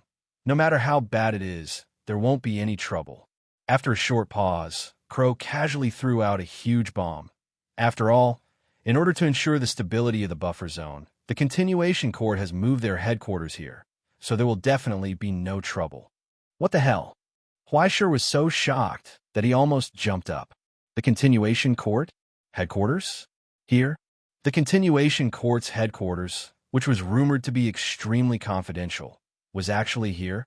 Huaisher felt that if this spread out, his perverted mother fans would be shocked for a whole year. This isn't something to make a fuss about, is it? Crow glanced at him in confusion. We just passed by their door 2 days ago. Didn't you pee on a cactus at that time? Huaisher's face instantly turned pale. Why didn't you tell me? There's no point in telling you. Crow shook his head. This is just a projection. The physical coordinates of their headquarters exist here, but it doesn't mean that this is the exit. The entire Continuation Court is hidden using aerial technology. They exist in the realm, the border, and the abyss at the same time, with roads in all directions. If they don't want you to see them, even if you are at the door, you won't be able to see them. Relax, dummy. Just treat it as taking a stroll in front of a unit. So what if you're seen? Will there be a sniper aiming at your head? Huaisher's face twitched. He finally understood why he had felt a chill on his back from time to time 2 days ago. That was the Continuation Court. The Continuation Court, which kept and sealed countless secret mechanisms. Once the door was opened, the distortion of the entire realm would increase by 60%. Among the 3 major institutions of the Astronomical Association, the Utopia, the Directorate of Command, and the Continuation Court each had their own division of labor. If one were to generalize from the impact, then the Utopia's duty was to pursue more correction values, while the Directorate of Command was responsible for following closely behind, maintaining the situation, and ensuring that the results were not lost. Finally, the Continuation Court was responsible for reducing the distortion of the entire realm and eliminating hidden dangers for the entire world. Because of this, the Utopia was regarded as radical, the Directorate of Command was regarded as pedantic and conservative, and the Continuation Court hid themselves in mystery and had no sense of existence most of the time. They rarely cooperated with the Directorate of Command and worked alone most of the time. And after they appeared, the place where they were located was often barren. If the situation was judged to be dangerous to a certain extent, the entire area would be completely packed up and taken away. Then they would find a convenient place to burn it down and completely eliminate the realm. Huaisher felt his legs tremble at the thought of swaggering past the entrance of such a dangerous department. Don't worry. Although it's called the entrance, it's actually dozens of depths away from the real location of the Continuation Court. The Continuation Court isn't that simple place. Crow waved her wings calmly. Instead of worrying about those things, you might as well worry about what's in front of you. Huh? Huaisher was at a loss. Following her gaze, the young man looked up at the sky with dark clouds billowing in the distance. Isn't that an illusion? Although I once suspected that this was a problem caused by some abnormal mechanism, I just took a closer look. It seems that what you've been seeing all this time is just a mirage and an anomaly in the desert. So, Huaisher asked, since it's a mirage, it proves that this is a kind of optical refraction phenomenon. I don't need to repeat the things in the physics book for you, right? Crow paused for a moment and said helplessly, in other words, The thunderclouds are real and have been accumulating and growing. In the abnormal airflow and temperature in Australia, they merged into a super large-scale natural disaster that's enough to water the entire desert. And then, Fleischer nodded. And then, it's now above your head. Crow raised her wings, looked at her feathers wet with thick water vapor, and nodded. It should start in a while. So what are you waiting for? Run, silly boy, Crow screamed in his ear. The storm is coming. You're tuning in to the Warrior Lore YouTube channel. Don't forget to subscribe and join us on this journey to catch the most captivating stories.